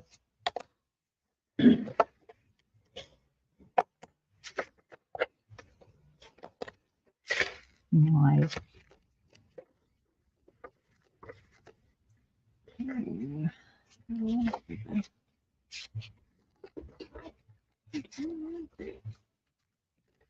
Hey, We're almost there. She wants just so we should be able to do these freely and awesomely. Okay. Yeah. We've got one more. Right. Now, before we do the next step, your mountain fold should be on the top of your base piece now, so you can go ahead and fold on that score and finger press it into place. Make sure it works really good and is nice and straight, and then you can go back with your bone folder once you know that it's in place and working really good and straight. And look, ladies, we have the side or the inside of our mailbox box. Where's one you've done? So you pull this down, and you just help that go down, and then you're gonna make your bone folder on each one. Because you need to now. Okay? So yeah, just go ahead and slowly pull each one down and take your bone folder to it. See, was that fun? And you did it, and it's awesome. This is my first one. Oh, well, that's even Now, more if exciting. for all of you who were nervous because you hadn't crafted in a while, or first time crafters, we have a first time right here. She's done beautiful. I hope all of you are happy so far. Hopefully it wasn't as hard as you thought it was It's going to just, be. yeah, Hopefully you're having fun with it. Flipping waterfall or cascading waterfall Yeah. or, yeah. They're called all kinds of things. Okay. They're so fun. Part of the reason that I don't fold those score lines until now is because, again, like I told you on these, if you score the, if you push on them too hard, sometimes they tend to tear, and we don't want it. So we don't want to overwork that. So that's why I kind of wait until the end. Okay. So now we're going to do this top mat here. Now, for me, I matted with Season's Greetings.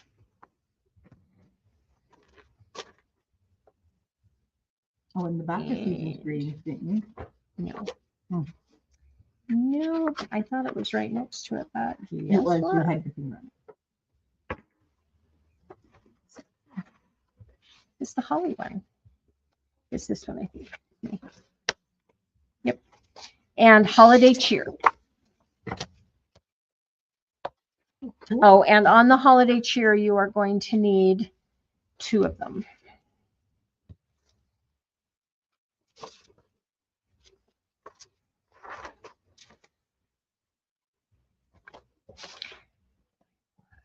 Okay, you'll need 2 of the holiday cheer.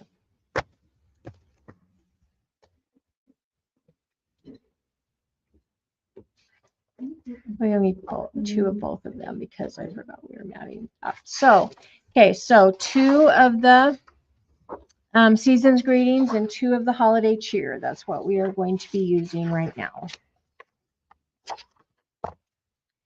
And those mats, okay, I want to go over a couple of things with you before we get started on this one. Okay. So on these waterfalls, this was the sample that Tamara showed on her live, and they have the envelopes in them where you can put journal spots, you can let the kids, write something or whatever, but this is going to be a thicker mat. Okay. This is why I use thinner paper. If you're going to do the envelopes, you need to use thinner paper. Okay. If you're going to put something inside of it, that's going to be a pretty thick mat. So you just want to be careful and realize that the more you mat this, if you mat too much, these sides are going to bow. They're not going to stay straight. So you want to be very careful how much you mat in here. Now, there is a way around that. If you want to adjust the size of your lid, you can do that as if you know you're going to double mat or put thicker mats in here, you may want to adjust the size of your lid. Okay. But for the one that I have designed, these mats, I put a mat on these top ones, and I put on mine, I put an envelope on the top of each thing here. And then I am just going to use my pictures to mat the other one. On the next one that I did, I just put the mat on the top, and I just left them all just for the pictures to be the mats.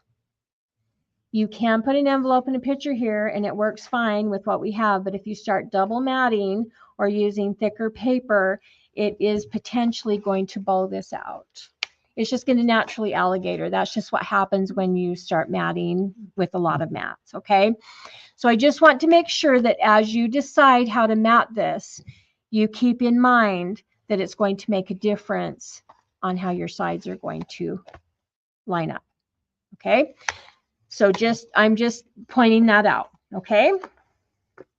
So for now, we're going to mat this top one and our pole.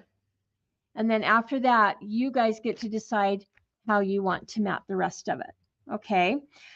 Again, I have given the templates for the envelopes to Tamara. She is going to put them online in the files, okay? And you can use those to do envelopes if you would like to, or not, but I will show you how those templates work. They're just hand-drawn. This is just hand-drawn, and it's just things that I use. Okay, I just made them work for what I had. Okay, I made them work for the sizes that I had. On the templates, the size of the envelope will be at the bottom, so you know which size each of them are. I would suggest you just write it on the envelope as you cut them out. But what I do is I cut this out, I trace this, or you can even print it onto a thicker paper. I just print it onto a thicker paper, and then I cut it out. These marks here, after I cut it out of my thicker paper, I draw with my ruler, I just connect the dots. I connect these lines right here. And that'll be the center of your envelope, okay?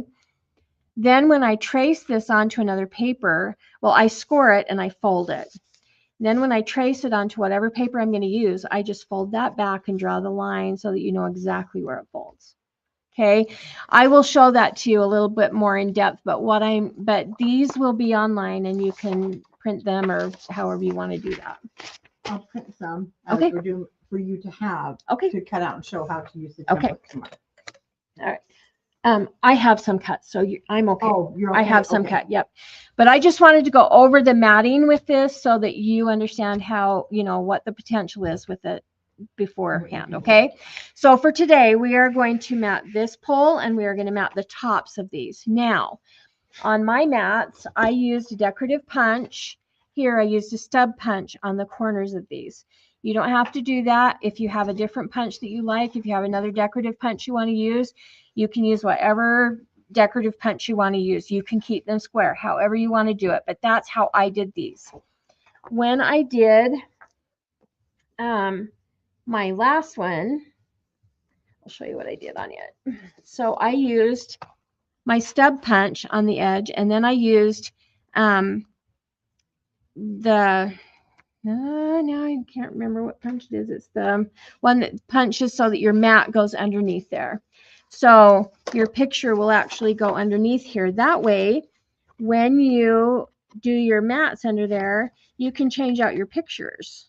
You can pull them out and change out your pictures. And now, of course, it's probably glued down to that because I am online. Okay. Just goes under there like this. So your mat actually goes in there. Then you're not having to glue it down, and you can change out your pictures if you want to. So do you remember what punch this is that punches the? Yes. It's the one that punches out. It's called the,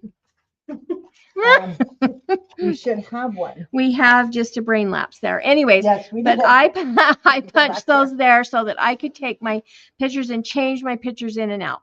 The point I'm making is you can punch those corners decoratively however you want to. There's different ways to do that. But I wanted the stub punch there because I wanted it to be decorative when my picture was in there. But then, and on others, I just left it that way, and I will just mat in, or I will just use my stub punch again. Once I cut my mat, I will just do it again, and it'll mat just below that, and you can glue it down. So however you want to do your corners, you do your corners with whatever decorative punch you want, or you leave them square. Okay. So, oh, you're probably not. Okay. So to begin with, we are going to cut our mats. You need 2 mats. Notched corner. Notched corner is what it's called. Notched corner. And it is it Spellbinders. notched Spellbinders notched corner is when I used. Okay. corner. So it's this one, or we can do an angle. Yes. angles or There are anything. so What's the many. punch where you can stick the picture in there? Oh, that one is very hard to obtain anymore. Sometimes we have it in stock and sometimes we don't. Okay? And we don't. It's called the photo corner punch type thing. But this one's cute too. Okay. Want an angle. So for how I matted it, you need 2 mats at 3.5 by 3.5 out of the holiday cheer. And you need 2 mats 3.5 by 3.5 out of season's greetings. I use the red side. There's a red side and a green side. You can choose how you want to do it, but that's how I did it. I did 2 out of the season's greetings and 2 out of holiday cheer. That will mat these top squares here. Okay. Remind me the size. 3.5 by 3.5. Again, measure the best thing for you to do is measure your square and make your border the size you want it. These borders are going to be about 1/16 of an inch. If you want them bigger, adjust it. But measure yours. To get 1/8 of an inch border, you need to do it 1/4 of an inch smaller. If you want 1/16 of an inch border, you do it 1/8 of an inch shorter. So that's how I cut mats. Okay. So if you want a bigger border, cut it at 3. If you want a bigger border, do it at 3.5, or a smaller border, I mean. If you want a bigger border, cut it at 3 3/8. Or no, these are 3 3/4, 3 7/8. If you want to, right? You want a bigger. These are 3 3/4. So if you want a small 1/16 inch border, cut it at 3 7/8 by 3 7/8. If you want a bigger border, cut it at 3.5 by 3.5. Okay, 3 so 5/8, not 3 7/8. yeah, it should be 5. No, 3 5/8. Sorry. See me and my ruler. Okay, so what size are these mats that you cut? right these here? mats I have cut Right. Yeah. are a 16th of an 3.5 inch by border. 3.5? So yes. Oh, 1/4, no, 1/8 of an inch. These are 8. So I did them at 3.5 by 3.5. That's what I did. Okay. If you want them to be a bigger border, go down 1/8 of an inch. Okay. So that's how you cut mats. If you want 1/8 of an inch border, you go 1/4. If So you want a 3 16th, you go 1/8. Yep. Okay. So you need 2 out of this and 2 out of this. So cut those, and then I will give you the measurement for the pole.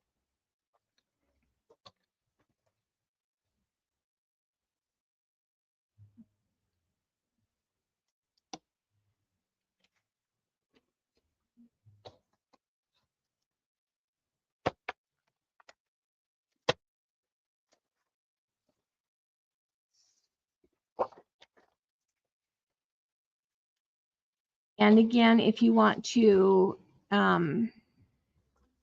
ink them, you need to do that. But out of one 3.5-inch strip, you're going to get 2 mats. So you should only need 1 strip to do your 2 mats. Just cut a 3.5-inch strip, and then you've got 2 of your mats. Okay. Now let's get everything out, and I'll show you where we are. So here's your first mat. This is the border that you're going to get. You're going to get an 1/8 of an inch border all the way around. Okay. And that's your 3.5 by 3.5. Okay.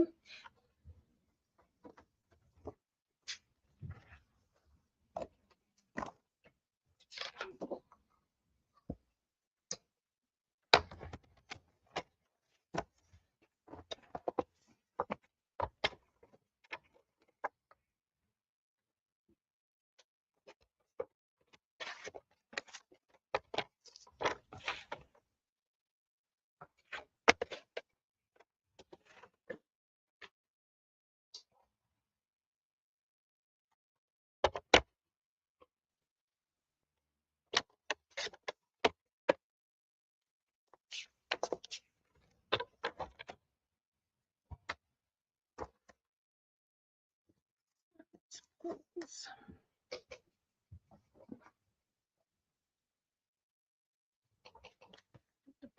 right there.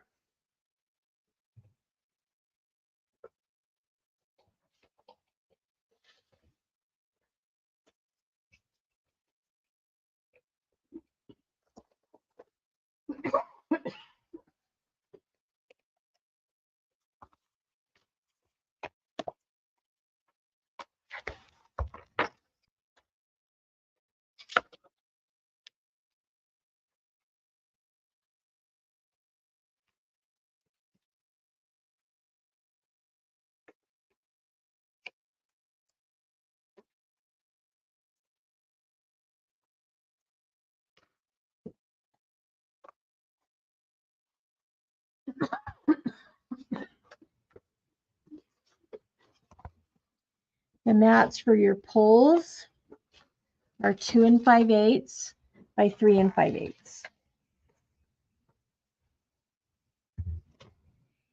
And on 3 5/8. mhm,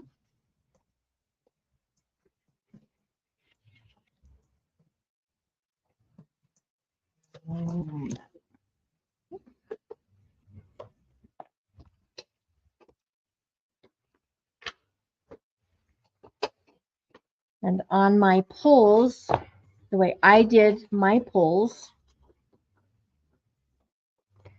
I did 2 poles out of the holly side of the paper, and I did 2 poles out of the opposite side of the holly paper. So you've got the stripe on 2 of the poles and holly on 2 of the poles.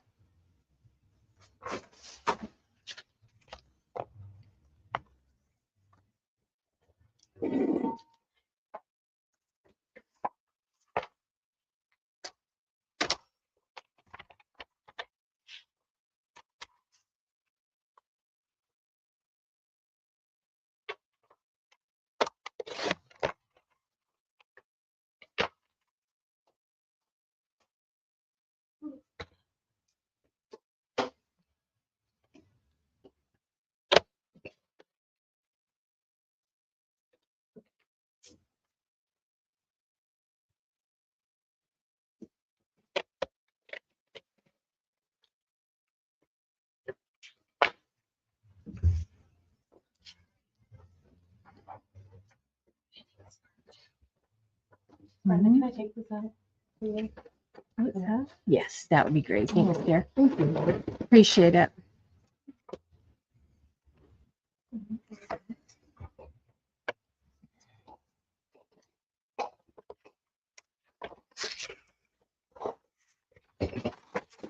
So the poles are 2 5/8 by 3 5/8.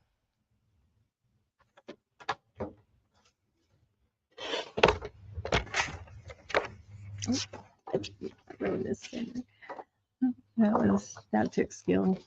I was gonna say, how did you manage that? I have no idea, but it took skill. I'm just kidding. I'm rolling with it.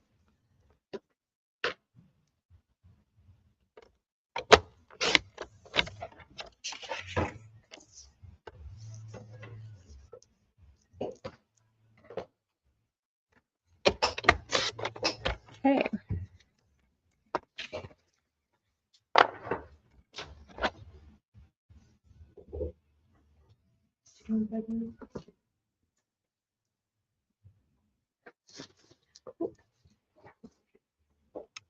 Okay, again on the 3.5 by 3.5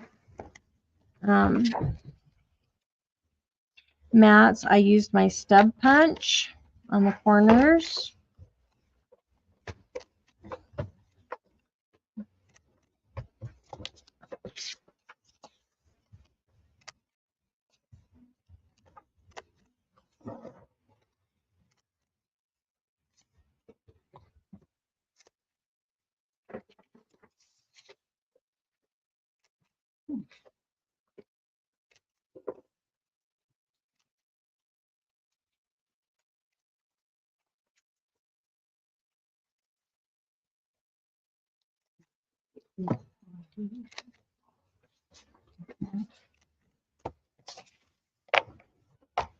On the poles, you need to corner round one end with the same 7 is it the 7 mm, the middle size on your corner round or the square one? Mine corner round is down there, right?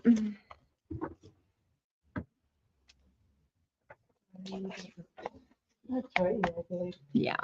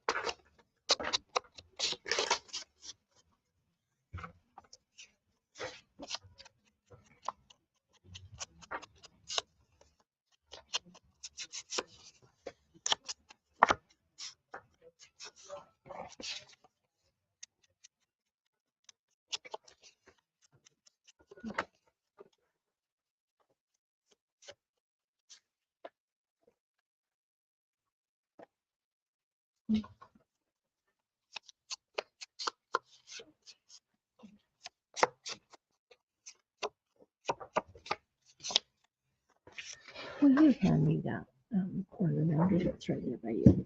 The puncher? Yes, thank you. Thank you.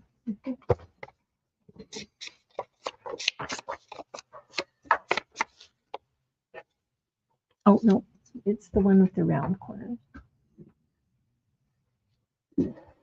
Got it. Ooh. Thanks, Will. There we go.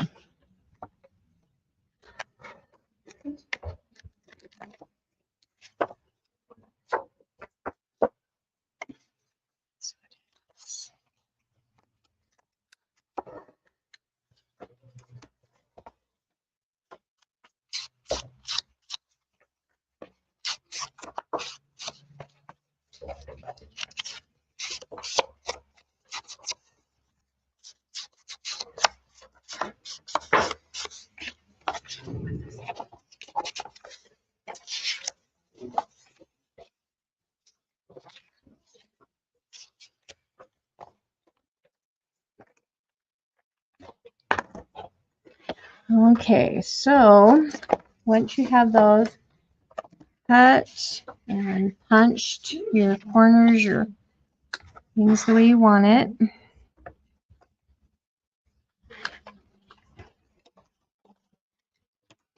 I'll go ahead and lay those mats in.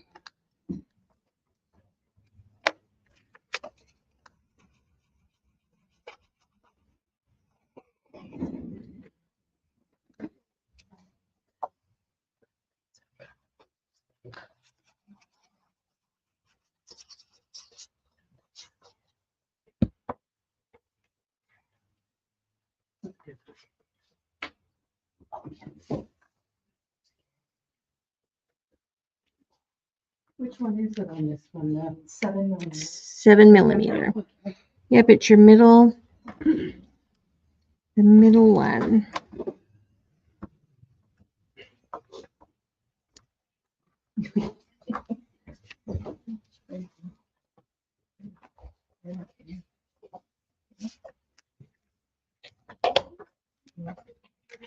Now on the red mat, where the red mat is, I matted the pole with the holly. And where the holly mats are, I matted it with the stripe side.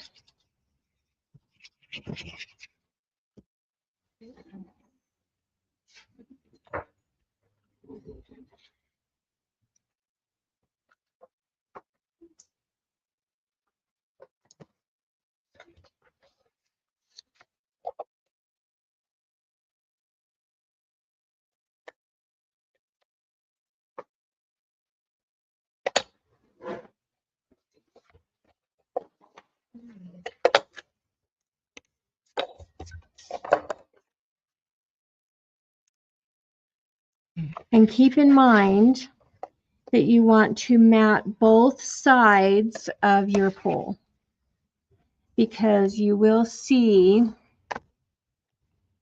the outside edge of that pole from the outside. When you pull your lid off, you will see both sides of that pole. So you will want to mat both sides of that. So you'll want to cut 2 mats for the poles, one for each side.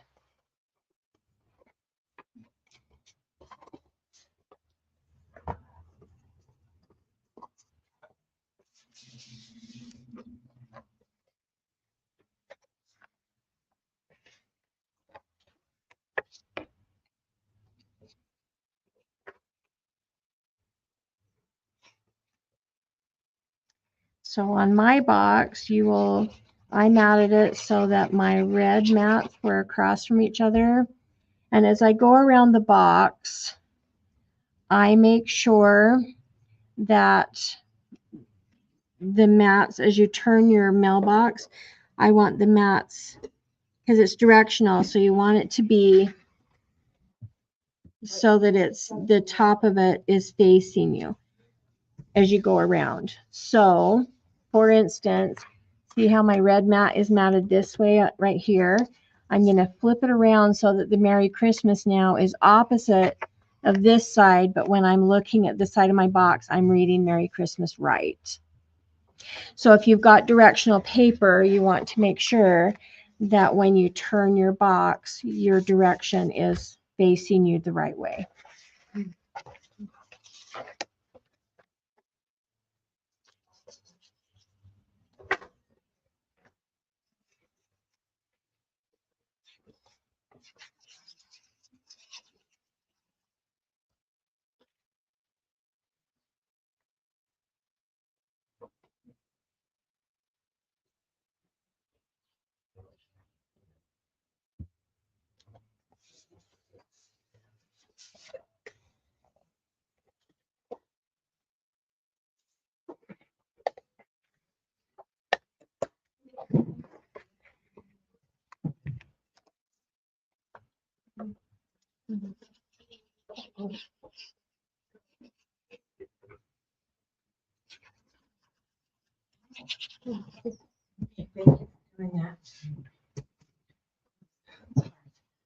Get the customer emails, and then she's like, now I gotta pull out the orders and remove it from the boxes. Okay. Yeah, that's a lot of work. This is why I appreciate you and your team so much, because there is a lot behind the scenes that people don't Gosh. see. There's not. When they all of a sudden say, I didn't want that. Can you send that? The boxes are, you got the shipping. So yes, we sure can. We appreciate Hey. all of our customers, Right. regardless whether we like it or not. And a lot of them, we have so many elderly that, getting on the internet is something very new for them, and we love them. So, yeah. And love the effort that they make, huh? Well, yeah, it's hard enough for some of them just to use the internet. Right. Because we grew kind of grew up with it. Not as much as our grandkids know it. At least we have a better idea because of our kids teaching us how to use it. Yep. Kids and grandkids. One day my son said to me, Mom, are you and Dad really this handy? Like, Stephen, you grew up in school with it. We didn't. Yeah, exactly.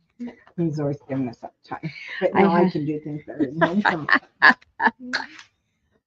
I giggle at my kids that get mad at me for not having a lot of pictures of them. They're like, you have more pictures of this person than this person. I'm like, hey, I didn't have a cell phone when you were a baby. No. Like we had to go. Come to my life Do the now. You know, right film. here. Yeah. Should make not pictures of us grandkids. It's all the people. That's my favorite. I'm like, seriously. But yeah, we didn't have a cell phone. I did No. not. And not only did we have to buy film, but we had to pay to develop it too. Yes. It was a deal. Yes, and we would save up money for that. Right. Okay. So for the red mats, we matted the pole with the holly. And remember, just turn, once you mat it the first time, just flip your base over and mat it on the other side. Oh, okay. Because when you fold your box up like this, It's you're going to really see the back of the pole. cute. Okay. So you want to do 2 of each of the pole mats for each side because you want to mat both sides. And again, I want to remind you on your directional paper, whatever you do, if it's directional, you want to make sure that it's going the right direction when you're looking at it. And when you turn your box, you want it still the right direction. So when you look at your box open like this and it's flat, they're going to be opposite of each other. But that's so that when whichever way you open it, it's going to be the right direction. Okay. These are not directional, so it doesn't matter, but these are. And if you're choosing different mats, you just want to make sure that you do Did you do it the right upside down? side. No, I didn't do anything fancy.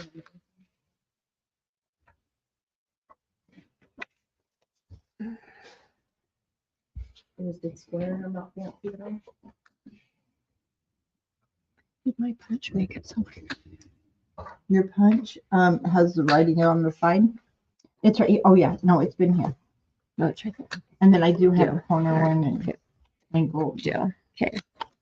Okay. You know, the angle punch would be super cute on that too. Angle rounded. There were 7 millimeters. Oh, you want that one? She wants Okay. the rounded one. Yeah. Is that this one? Yes. Thank you. You're welcome.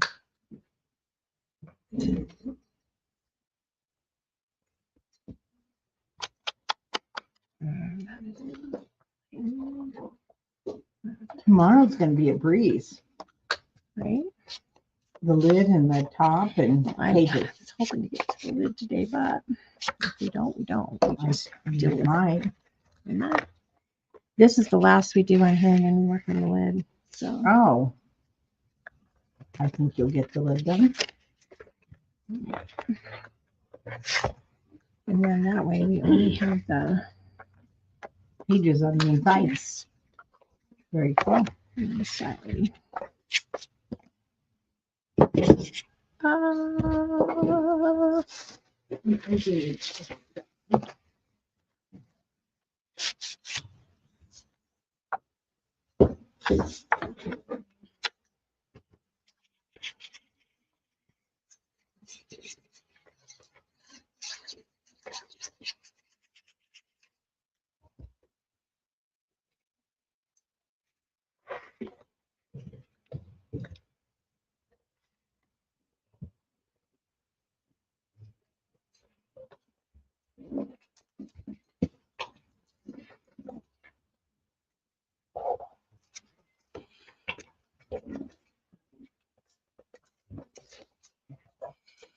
So to access this again, they just go to Scrapbookers.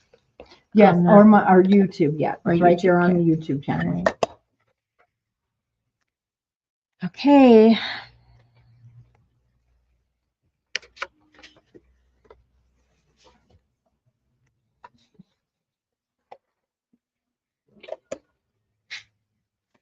So thus far, we should have that the top of our waterfall matted, and both sides of our poles matted. We should have the center bottom and the inside matted. And on the outside, we should have the 4 outsides matted. That's what we should have done at this point. And then these burnished down.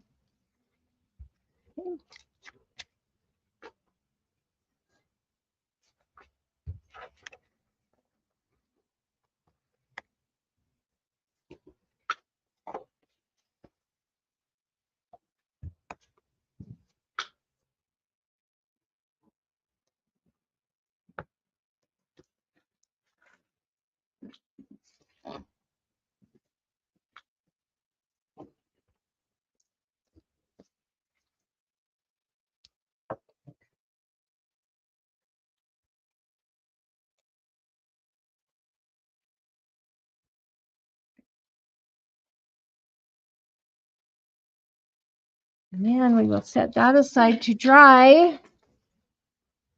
And we're going to assemble our lid.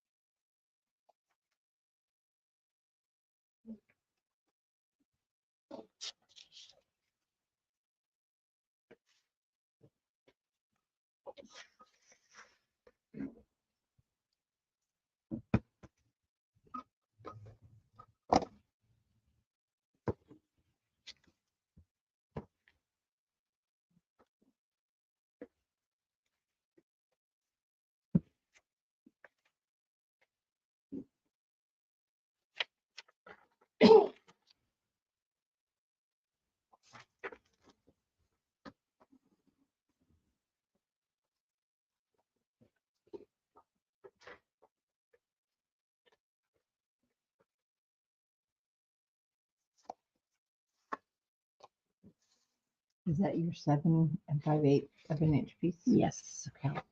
I know.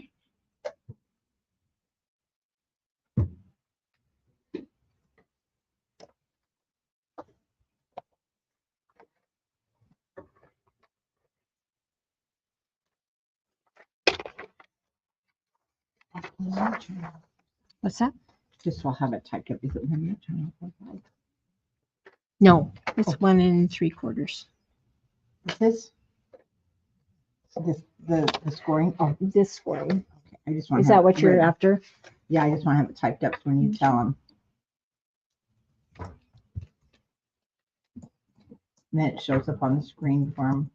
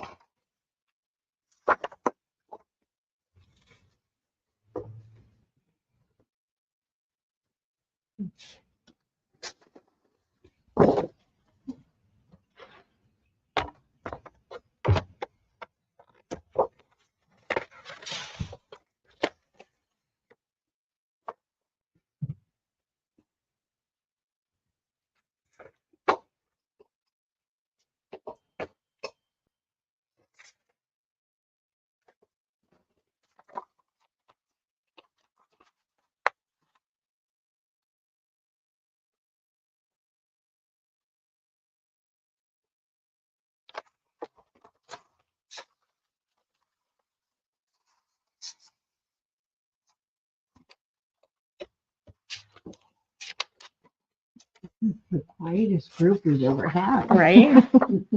They You are guys working busy. hard. They are busy, busy, busy. Busy bees.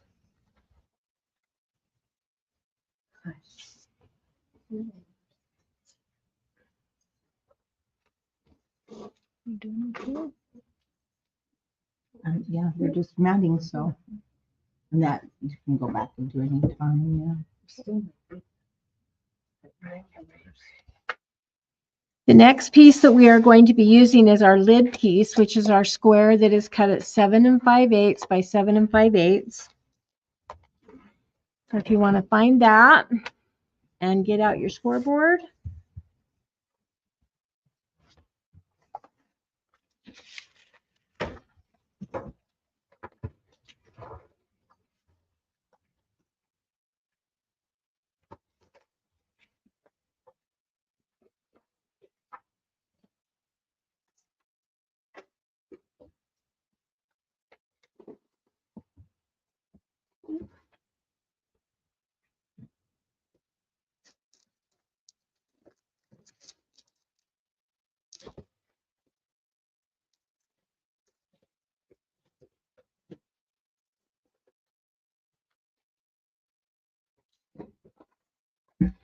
You're going to put it in your scoreboard. And we are going to score it at 1 3/4 on all 4 sides.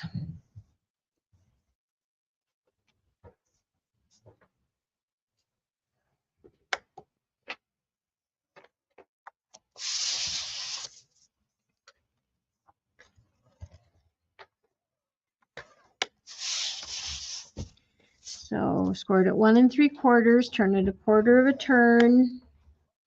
Scored at 1 3/4, turn a quarter of a turn, and just keep doing that until you've scored 1 3/4 on all 4 sides of your lid.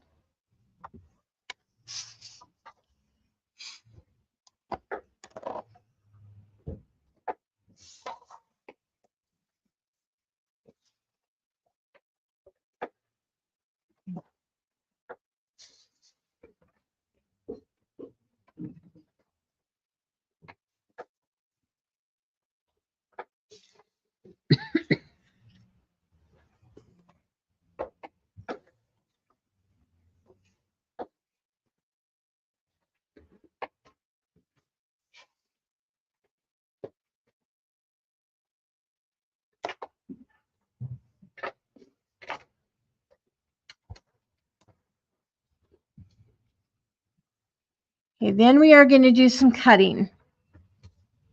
So depending on which side you can see your score marks better, that's where the side you cut from.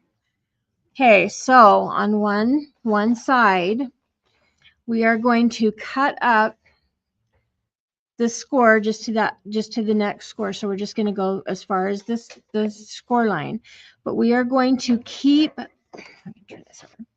We are going to keep the score, or we're going to keep the score on the outside tab. So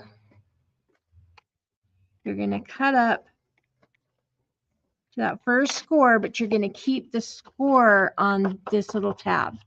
So on the right side, you're going to cut on the left side of the score mark, keeping the score mark on the tab. The square on the left side, you're going to cut up the score line, keeping the score to the left onto the square. So from the right, you're going to cut to the left of the score line, keeping the score on the corner.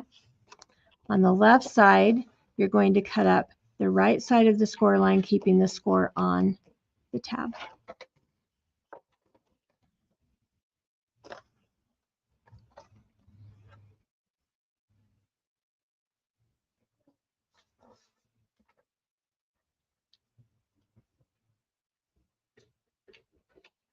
Both sides. Mm-hmm.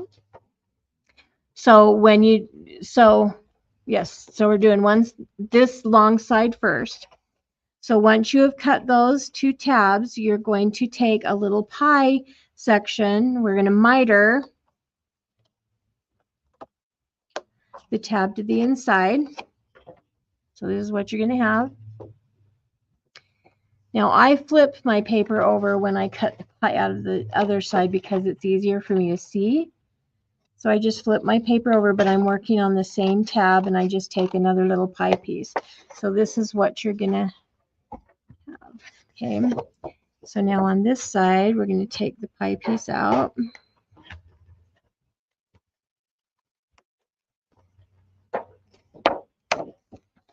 Flip it over. Maybe not that side or not. Okay. So now basically you're going to have two tabs with this one's way bigger, but you're going to just have you're going to miter those two.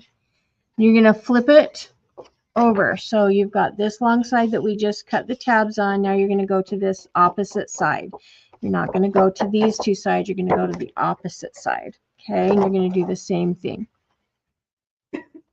So cut up that score mark, keeping it on the tab. I don't know why I cut the miter so big. It's not going to be fine. It's the extra space between his toes. Right. That's what it looks I like have that. not done that before. I mean, Big I probably did at some point, but I don't toes. remember doing that ever. I don't know what I was doing. That won't hurt though. Wasn't thinking, but it's not going to hurt anything. So if anybody has an extra space there, it's going to be fine. It just doesn't look so pretty, but you know what? It'll be fine. Okay. Okay. So this is what you should have. On opposite sides, you should have two tabs and a center section on your lid.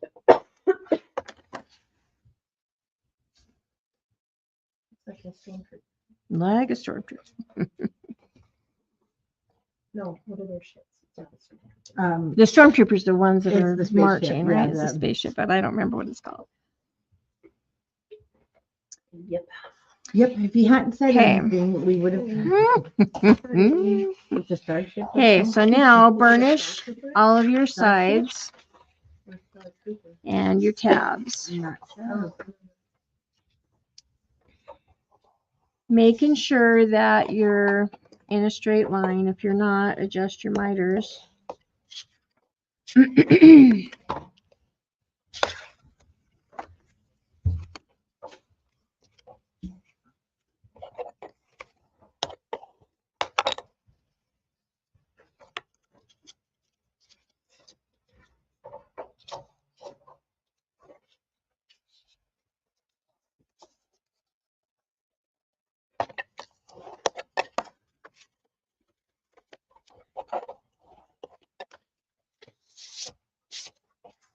Okay. So just pretend we're just going to fold our box in with our tabs. Just, oh, whoops, I didn't burnish that one. I guess I'll do that first. Okay, we're just going to kind of, just put it together so you know where your outside is. Okay, this is your top. We're now going to take, and we're going to take, if you used this, you've got another mat from this piece, the North Pole postage. You had that extra piece off that end. You're just going to cut another mat that is 3 5/8, or 3 7/8, sorry. 3 7/8 by 3 7/8. Make sure. Yep, 3 7/8. And you're going to mat that center, the top of your lid. And this is what we're after. So this is once your lid is assembled, it's this inner piece here. That's what you're matting. Okay, so you're just doing the top of your lid. Keep that open for a second.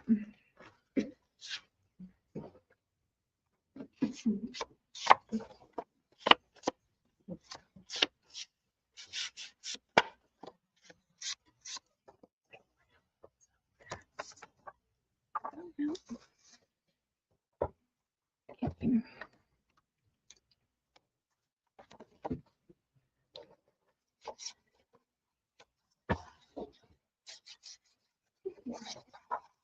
Okay, now we've got some decisions to make.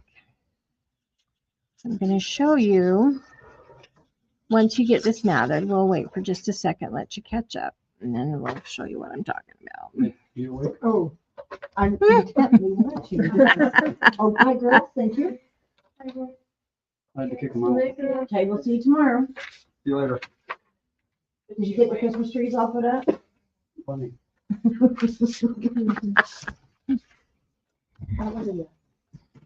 Well, he has been building an outhouse, so it's for a lady at church. It's kind of a funny thing, but Okay. it's full-size outhouse. So now we're going to work on the inside of our lid. Okay.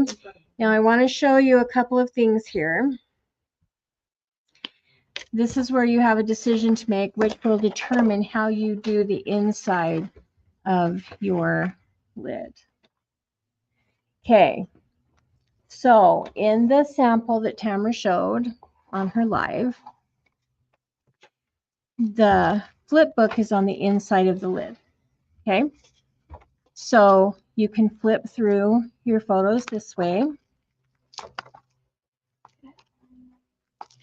And you can see your photos that you put in, family photos or whatever, from the back side. Okay. That's with it in the lid. So it hangs down in the mailbox this way. Under the camera. Oh, under it. So that it hangs down from the lid into the box. Okay, did it work? It had a delay. Now you're good. Okay, so it goes down into the box this way. The box folds up underneath, and that hangs from the top inside of your mailbox. Okay. When I made the next one, I did it so that when you take your lid off and your box comes open, your flip book is in the center on the bottom. This flips this way, so your pages open like this. You can see your photos going this way. This, because of the way it got the magnets in, it stays up, and then your lid goes on it this way. So you need to decide whether you want to put your flip book on the bottom, which would be in your base piece here, right here, or if you want it to be in the lid. If you want it to hang down from the lid, we need to reinforce this lid in the top so that it will hold the weight really nicely from here.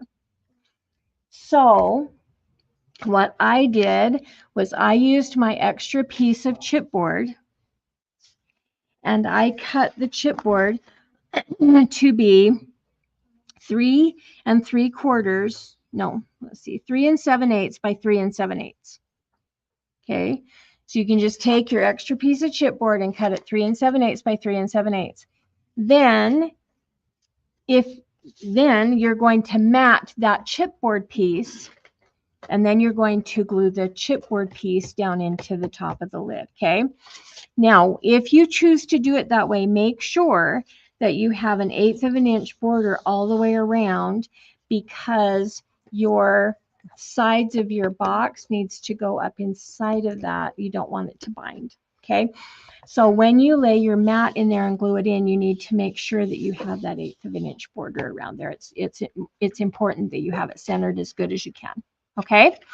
If you're going to do it on the bottom, then just go ahead and mat the inside bottom. And I, again, used the North Pole postage, and I did the inside.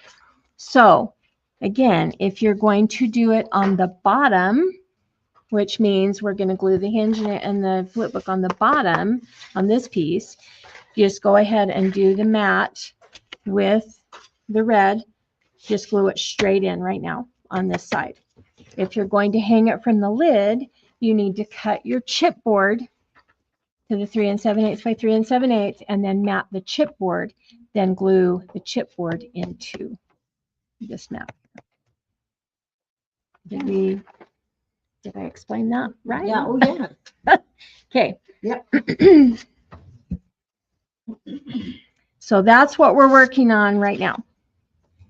And when you mat, so here's the other thing. If you're going to put it in the lid and you're doing the chipboard, you will cut your mat the exact same size because that you want it to go clear to the edge. If you're matting the inside of it to do it on the bottom, you want a border. If you're doing it on the chipboard, you want it to go side to side on the chipboard. Okay.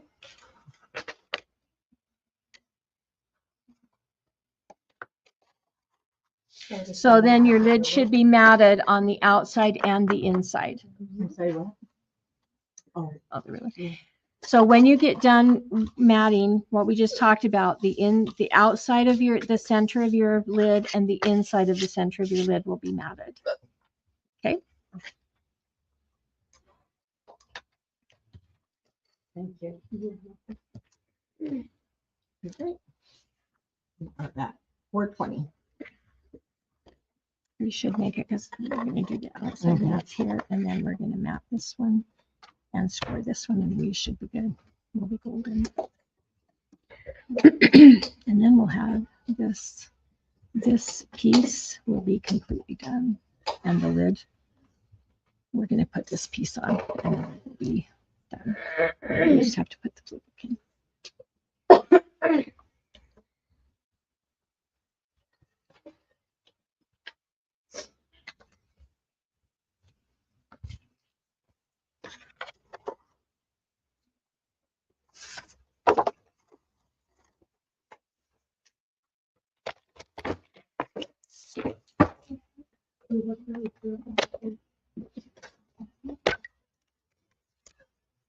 What's up?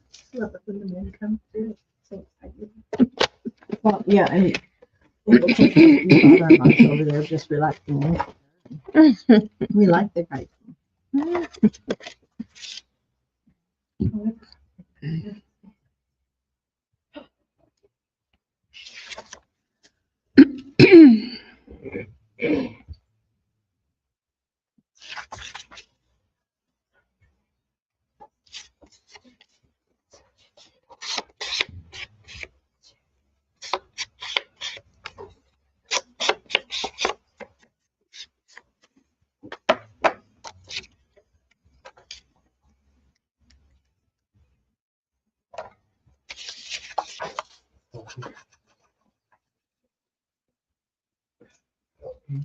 In this story, I almost have to put blinders on.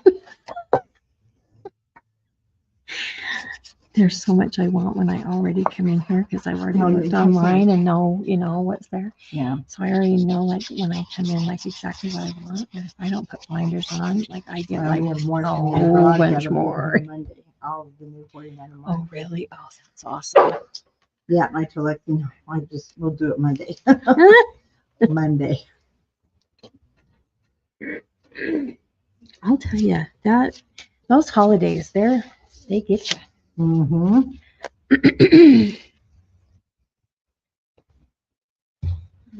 I was sitting in my family room completely overwhelmed. Then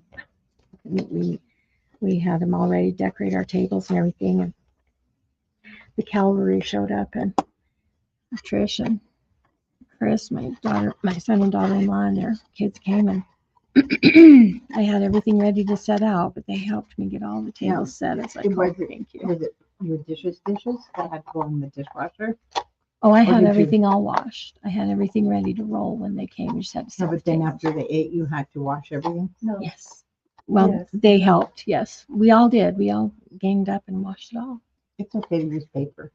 It is. It is Yeah. absolutely perfectly fine. But here's the thing. I know, it's the one, If I don't get them out, they never come they out. never come out. And it's like that, my mom had all these beautiful things, beautiful china and Yeah. everything. And she was always afraid something was going to get broke, so she didn't use it. And so we don't have memories around those things, Mm, And I do that too on a lot of things. So I'm not saying that, I mean, we just all do our thing. Yeah. But like I got I finally got brave enough to get my limited edition turkey platter out, and I usually use that on our off years. And I got it out this time, which was great because I love it and it's fine. But it got a big old chip out of it, and I thought, you know, That's it okay. is It's what a it memory is. made. That's exactly. Mm-hmm. And here's the thing. Oh, I didn't. I'm sure it was your fault. Oh, That did they not just know happen. who to pay. Just so you know, that really did not happen.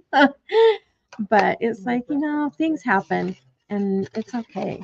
It is. It's There was a made day that delicious. that wouldn't have been okay with me, but I know I'm that way now too. I'm like, no, it's all good. Mm-hmm. Accidents happen.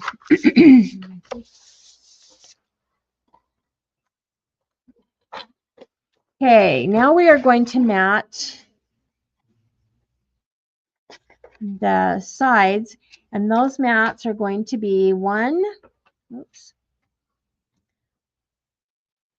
5/8 by 3 7/8. Okay, you're going to mat your sides. Now you can mat them out of whatever paper you want. When I matted them, I did the holly. So it is with the holly or holiday cheer paper. I did the holly on my lid. Now that's on the inside.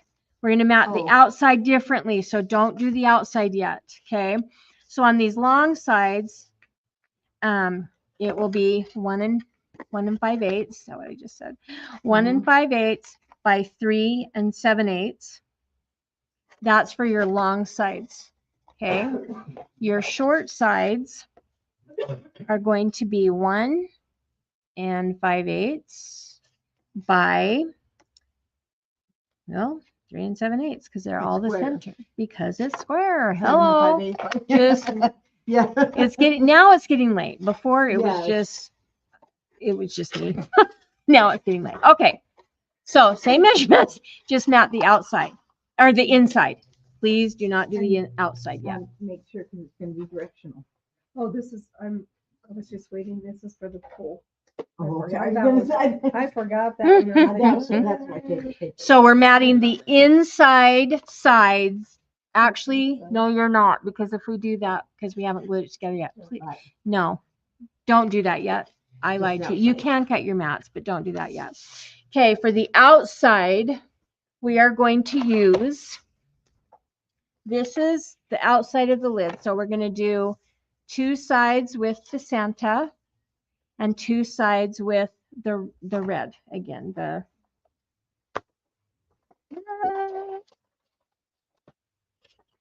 this one right here. Okay. So go ahead and cut those mats, but I want to cut the Santa one with you so that you can see. So when you cut,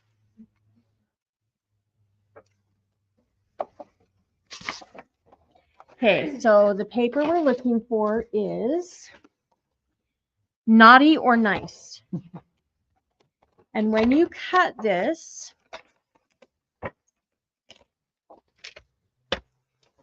cut it with your branding strip to the right. And we're going to cut it at 1 5/8. But before you slice through that, you want to make sure that you have your Santas. You're not cutting a head off. Just make sure that you're at the right measurement, okay?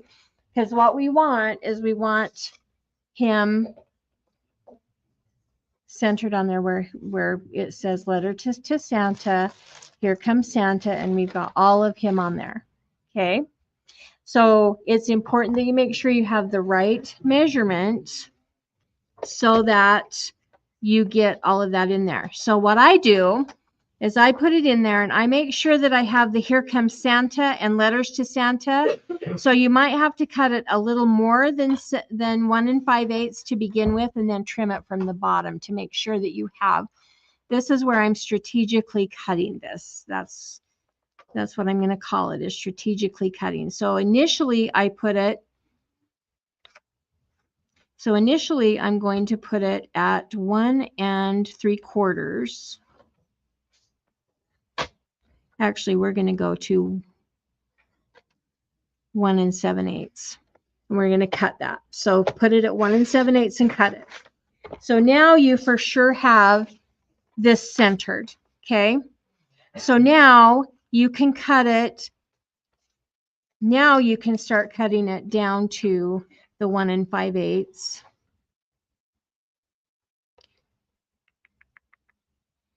So I am going to take a little bit from both sides. I'll take it to 1 5/8 now. Yep, perfect. Okay. So I went a little too far on the top, so I took a little more off the top. But I only took about a 1/16 of an inch off the bottom. But this is what it looks like now. I have it centered where I want it because I can see here comes Santa. I can see letters to Santa, and he's going to be centered right there. Okay. So now we're going to cut. Now we're going to cut the 3 7/8. Yep. Now we're going to cut the 3 7/8.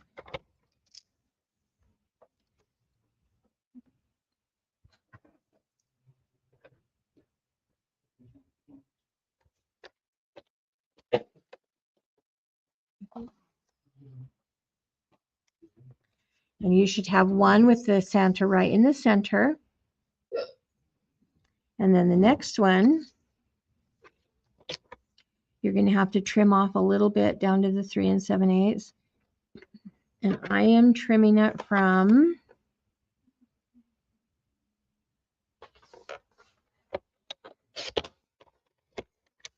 the left side. So now this Santa is going to be off to the left side a little bit in the corner. But that one strip should have got you both sides of the outside for the mailbox. So here's our lid. This is the outside of our lid. So top and bottom is where your Santas are going to be. Okay, so you're going to mat the Santas, and you want to make sure these are directional, so you want the Santas facing you. So mat this one facing you, and then you're going to flip it around and mat it again on the opposite side facing you. Okay, and you should be the same. You should be the same width as your center mat.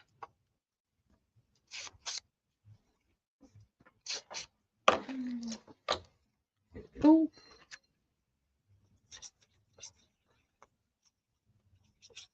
And then the two sides, you're going to mat with the red again.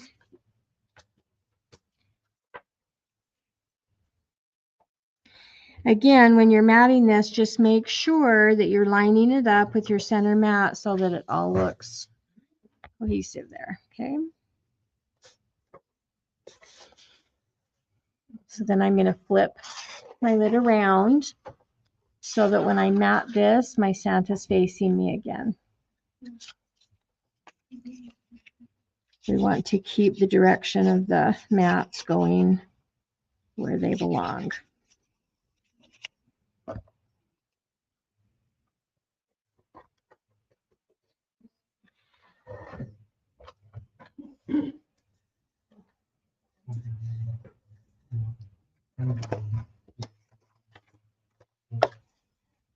Okay.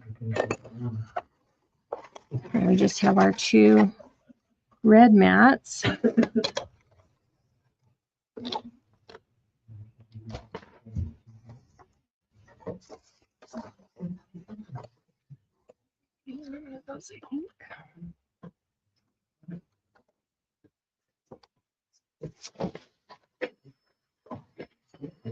Oh, hi guys. Hey, I'll meet you at the other door. Okay. And we'll give you that. Just have it right.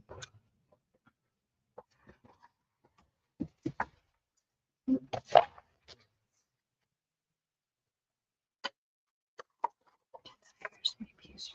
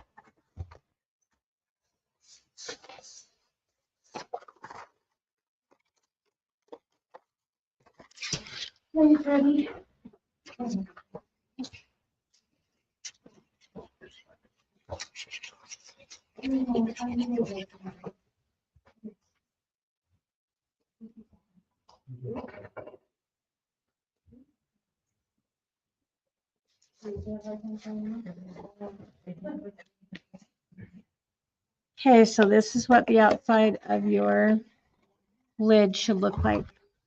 You should have your two Santas and then your sides, or matted however you have chosen to mat it.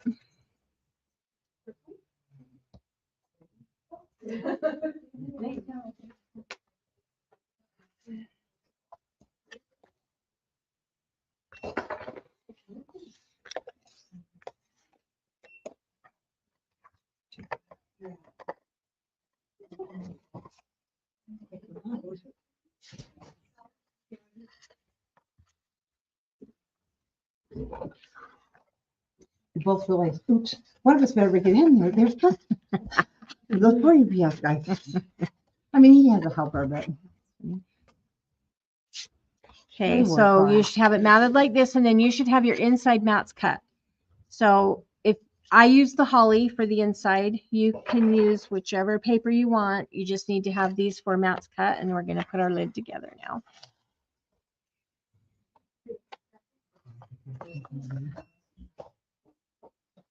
So you just want to put glue on. So fold your tab in so that it's on, just fold your tab in, put your glue on it. And then what I do is I line it up so that the outside edges are square. I just set it down and, push down on it so that it, yep, thank you. And if you have clips, this is Tamara's extra fingers. trick. We love it.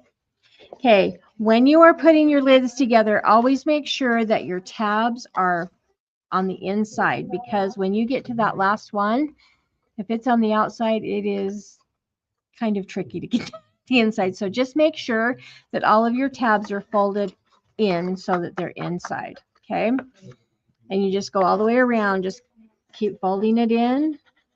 Put the glue on your tab. Make sure that your outsides are square.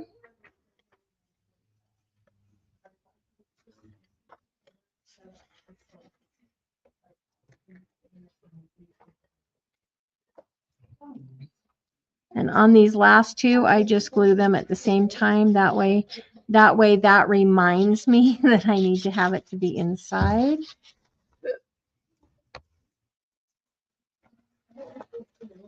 And I just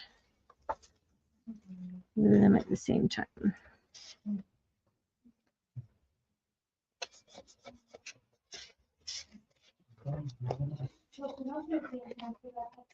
And I burnish them down good. Oh.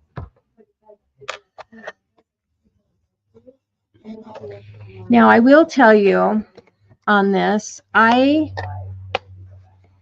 When I put this together, I did this because this is how I always used to do lids. But then this last week, I was following a tutorial by Michelle, and she does her lids in a pinwheel fashion, and it's awesome. Like, it's really cool. So if you get on Michelle's I used to call it channel and watch her round do the merry-go-round. lids, Yeah. her lids are fantastic, and she has a wonderful tutorial on that. This is how I've always done them, and they work and they're great. But honestly, that pinwheel trick is You mean when you really cut it, cool. You can just go around. Mhm. Yeah. And it actually That's what gives I've you done. more, it gives you support on all four sides instead of just two sides. So, which this works out great because you're going to mount it anyway. Like, it's going to have support and it's going to be fine. But I just watched that this last week, so I just wanted to put that plug in there because it is a wonderful tutorial. It's great. Oh, was it the virtual retreat one? I think so. Yeah. And she did that lid and it's really cool. Mhm. I'm like, anyway, but she has done that on her explosion boxes. It was the explosion box ornament that I did this last Oh, week. yeah. And I did that. And I'm like, that is really cool. Yeah. So and then anyways, I had forgotten about that. So if you want to learn a new way to do lids, a really cool way, look that up because she did a fantastic tutorial on that. Now that you have your tabs glued, now you can go in and mat your four edges on your lid.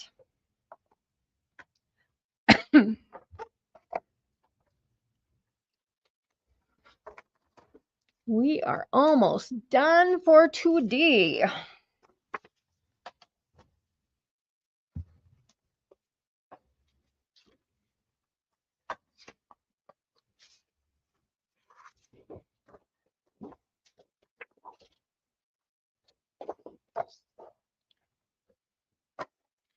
I'm going to give you time to catch up, but the next paper we are going to be using is Dear Old Santa Claus. It is the check.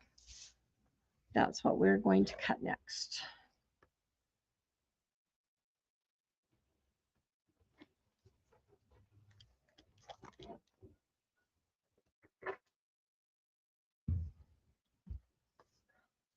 So then they just mat again on top.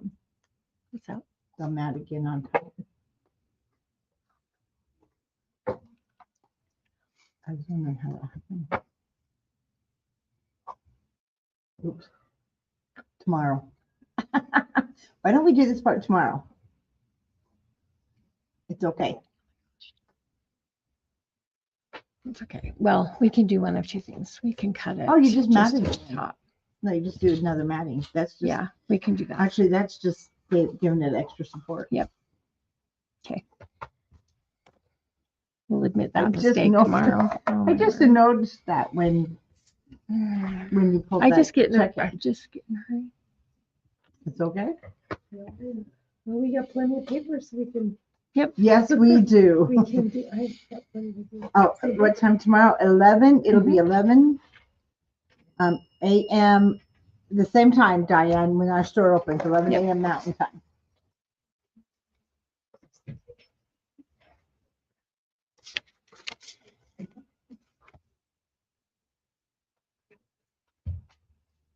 But it will be recorded, so you can access it anytime. Yeah. And you can just go through all of my mistakes with me. Just watch the There's whole not thing and then go backwards. I'm sorry, the mistakes have been minimal.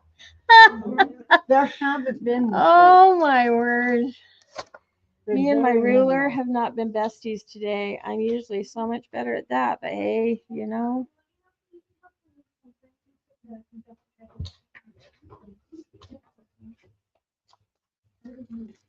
She's over here looking at all the bright colored something. Oh, the little ones always go to Doodlebug.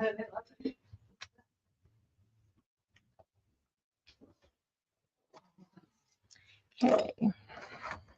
I agree, Diane. She did amazing.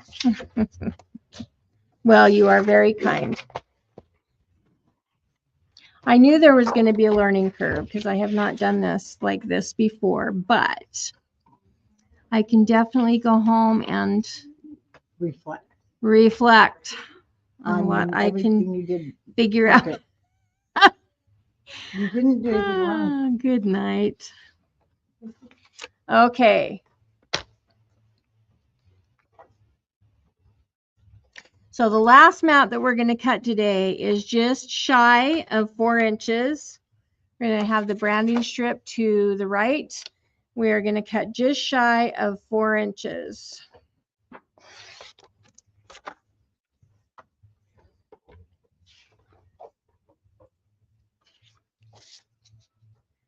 And that is your mat. Now you are going to get your top piece, and it measures 4 1/8 by 9 inches.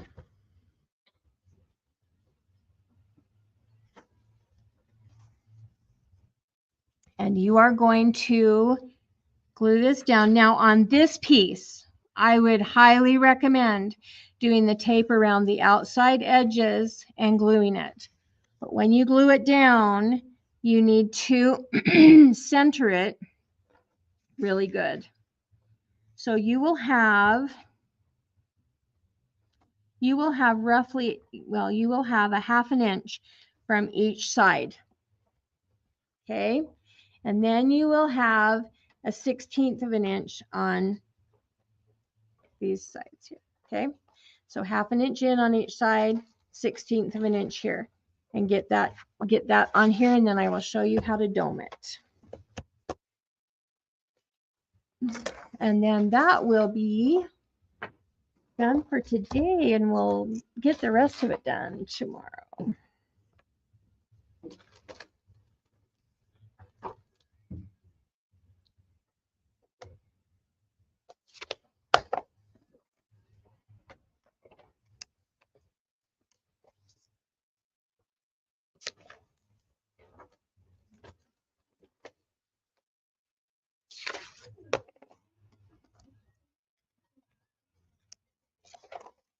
Oh, when my daughter brings her girls, they always go straight to the doodlebug stuff. Oh, yeah. Straight to the doodlebug. Yeah. That's perfect for them. Yes. Should we use the fabric glue? Oh, are you going to be using the fabric glue on this? She's asking. I would recommend it, but if all you have is art glitter glue, it's okay. But again, because we are bending it, it will stay more flexible if you use the Fabri-Tac. But if you do not have it, it's okay. I'm going to show you how to do it with the art glitter glue, and it'll be fine. Okay. If you have Fabri-Tac, I would use that. If you do not, use your art glitter glue and you will be just fine. Again, the Fabri-Tac just keeps it more pliable, and especially because this is going to be rigid, it's going to be rigid, it will just help you be more flexible if you have the Fabri-Tac. It was designed that way because it is a fabric glue. And when you are gluing things to fabric, you want it to be pliable. You know what I mean? You want it to move with whatever it is it's glued to. So it is a fabric glue, and that's why, and it was designed to be pliable. But the same principle works on paper as it does on that fabric with that glue. So that's why it makes it nice. And like I said, the other thing I really like about it is that it, especially when I'm using, the papers in my junk journals and stuff, they're a little bit thinner papers for pages and stuff. I really like that glue because it does not, you can't see through, you can't see it through the paper. You can use it on the thinner papers and it doesn't show through, and it keeps it pliable. So those are the reasons I love Fabri-Tac for those applications.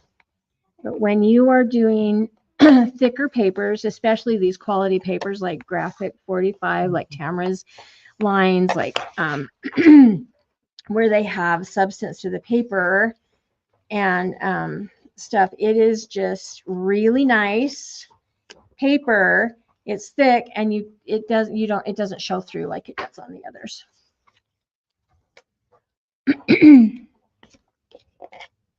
But you get into those thinner papers, and unfortunately that art glitter glue it doesn't move, so you just see exactly the line you put down. Okay, once you have your piece matted, oh, I'm going a little fast. I will slow down.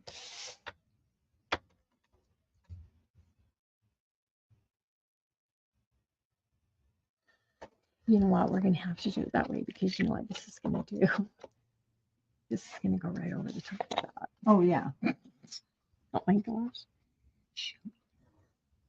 That's okay. Oh no, it's only going to go halfway through, but either way, it's going to go across the top. Mm-hmm. Okay. It's okay. I just kept here looking at it and like, oh, that And the must thing have is, just been here's so the that we thing. could make it The stronger. first one I did it that way because I just matted it that way because that's how I started out. But the second one I did, I made that mistake and I said, oh, I have got to make that note so I don't make that mistake. So don't when make I do that mistake. Oh no. Oh, leave it to me. No, it's normal. Yeah. That's all right. Just Well, this will be my time to reflect. I will go home. I will learn from this. This has been a Oh, yeah. learning experience for me. You've done very well for a learning experience.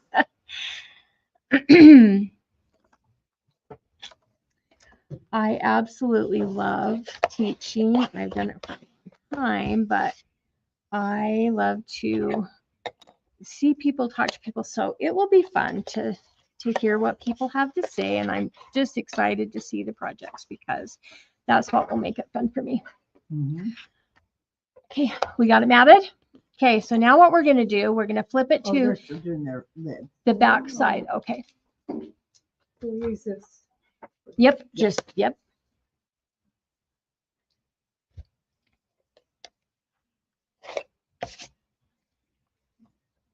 Now I have this small bone folder, the flat one. It fits in my hand. Unfortunately, We Are Memory Keepers does not make these I know, anymore. and they're darling. However, a few weeks ago, I seen these on eBay at a really good price. Mm. So if you're lucky enough to get on eBay and find them, you can get one on eBay. However, there are ones by Cricut that are small like this. And I think you have one. Do you want, can I just show? Yeah. Oh, yeah, that comes with your machine. Mm-hmm. Or in But the you can buy them packs. separately too. I don't know. Do you have them here? No, we don't. So you can doesn't get- sell if it's Okay, They only okay. sell, yeah. So you can use these two. You just need, anyway, it's easier for me to have something in my hand, but the bigger ones will work. I mean, you can use them. I just prefer this one because it feels good in my hand, but you have a bigger one. You have They have the bigger one too that comes with the Cricut machine. yeah, I've seen Tamara I use her. use the big So one too. do you have the big one in the store? I don't think we have any more. Okay, We can all right. get them sometimes. Well, that's when okay. But they- if anybody, wants Yeah. to get, but you just need something flat like this that will be very helpful. Cricut is having a Another 50% thing that you off can now. do is use the edge of your desk. Yeah, that's a good one. You can also put your scoreboard forward and use the edge of your scoreboard too. But what we are going to do is put the curve in this, okay? So we're going to start about a 1/2 inch in from one side. Am I under the camera? Mhm. I cannot tell. Yeah, Okay, you're so we're fine. going to just hold on to it with your hand right here. And you're going to glide this. And you're going to do it a few times because basically what you're doing is you're breaking down the fibers in the paper so that it will roll good. And you see that coming into it now. You're kind of getting that curve in there. And every once in a while you want to do that. You just want to hold it in your hand and kind of do that. You don't want to crease it. You don't want to like push it too hard, but you just want to roll it in your hand so you get this nice curve, and that's what you're after. Again, you can use the edge of your table, the edge of your scoreboard. There's lots of ways to do that, but just glide it really good in there so that you get this nice bend. Okay, now here's, you guys are gonna shoot me. So I had your mat too fast, so we're just going to cut another mat to put on top. But what you're going to do is you're going to put this on your lid, and it's going to go halfway down on each side.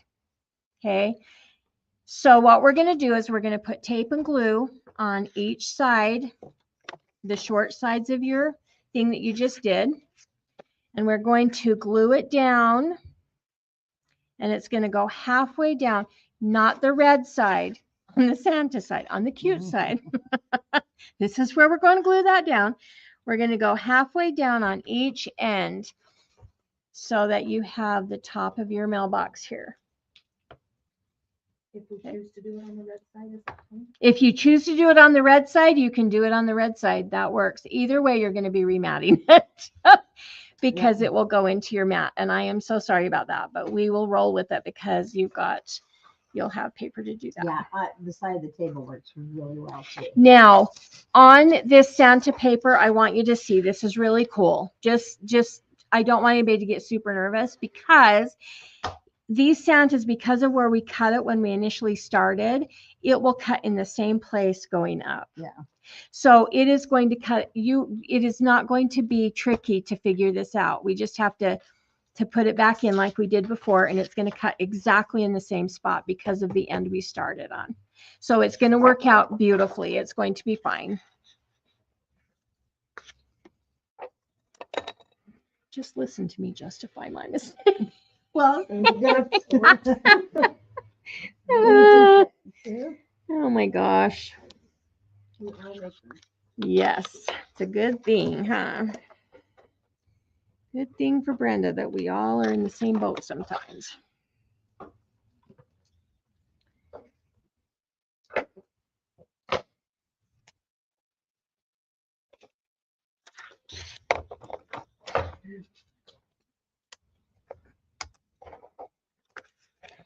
Okay. I'm just going to do one side at a time. Yeah, we're not going to mess this up again. Well, I do have skills in it, so I can do that. They're called crafter skills, yes, and we do them well. Definitely have skills there. Make sure though your box lid isn't upside down, Janet. There you go. I was So, just checking. good point. Good point. We Yeah. just had an almost oops, so I want to point this out. She caught Make herself, she sure caught herself. that when you glue this on, that your lid is going right side up. So you want your Santa going the right way. You're gonna cover it. Okay, because you're going to cover him. So you don't want to glue it from this side. You want to glue it from this side. Okay. And like I said, we're just going to glue it halfway down. Then I'm just going to take my bone folder and get in there and burnish it really good. And then we're going to take the tape off from this side.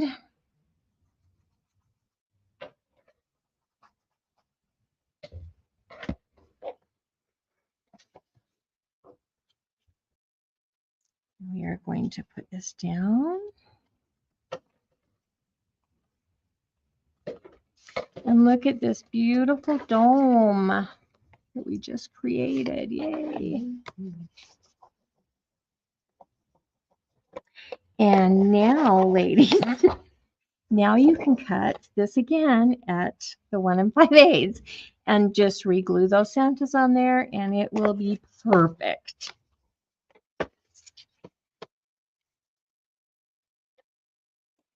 And then now, and this is the reason why I wanted to get this lid done before we ended, because these bow as they lay. They're drying still, so they're going to bow a little bit. So if we have our lid, the lid can be on there and it will keep it square, okay, as it's drying. So this is why I wanted to make sure that we got this lid done so that this can dry square. Gotcha. Okay. There is a method to some of my madness. Okay. So to put this together, it is super simple. We're just going to gather up 3 of these sides. Then, whoop, He's still Me new. and my He doesn't- simple, right? He hasn't learned yet. me and my simple. Okay. Just gather up those 3 sides, hold it in your hand, put the 4th side in the lid. Just gather them. Whoop. Yep. 4th side. Yep. 4th side in there. And just move it right to the edge. More into your camera. Right to the edge. It all gathers up. And then you're going to have your lid. It's going to go down on there beautifully. Now you've got your nice square box, and it's going to dry totally square. And it's going to stay up, and it's not going to bow. Nice. Okay. So the only thing that you will have to do is to recut your Santa mat and glue them on these 2 sides, and it will be perfect. Awesome. Our inside, everything is ready to go. Okay. Okay. And then tomorrow at And then 11. tomorrow at 11, we are going to start again. We get to put our mailbox on our cute little platform that we did. And we're going to make sure that we center that. He'll go on there, and we will do the flip book for the inside and put our charms on, and it's going to be done. That's adorable. Absolutely adorable. Okay. Okay, guys, does anybody need help with anything before Any we say questions? goodnight? Anything that you need help with? Just where to find the rest instructions. You mean the video? Yeah, Oh. not to watch it tomorrow because I just found out I have a meeting at 1 Um, o'clock. I'll give you our card up front, and it has the YouTube channel, and then you just go, when you go to Country Craft Creations, you click on, it now has tabs. There's video, shorts, go to the live, and the videos are all in the live tab. Okay, and it'll be on there after tomorrow then? Oh, well, this one's on here now. Yeah, And then tomorrow at 11, as we're doing it, it'll be on there, yes, and you can access it anytime. And it'll never go away. YouTube Live, right? Country Craft Creation. Well, I'll get your card if it has. Yes, I'll go get that for you. Okay, then I'm gonna, thank All you. right. Oh, Debbie Thank said you. your tutorial was perfect. Awesome. You are the best. See you tomorrow. We'll see you tomorrow. Thank you so ladies. much, ladies. Have a good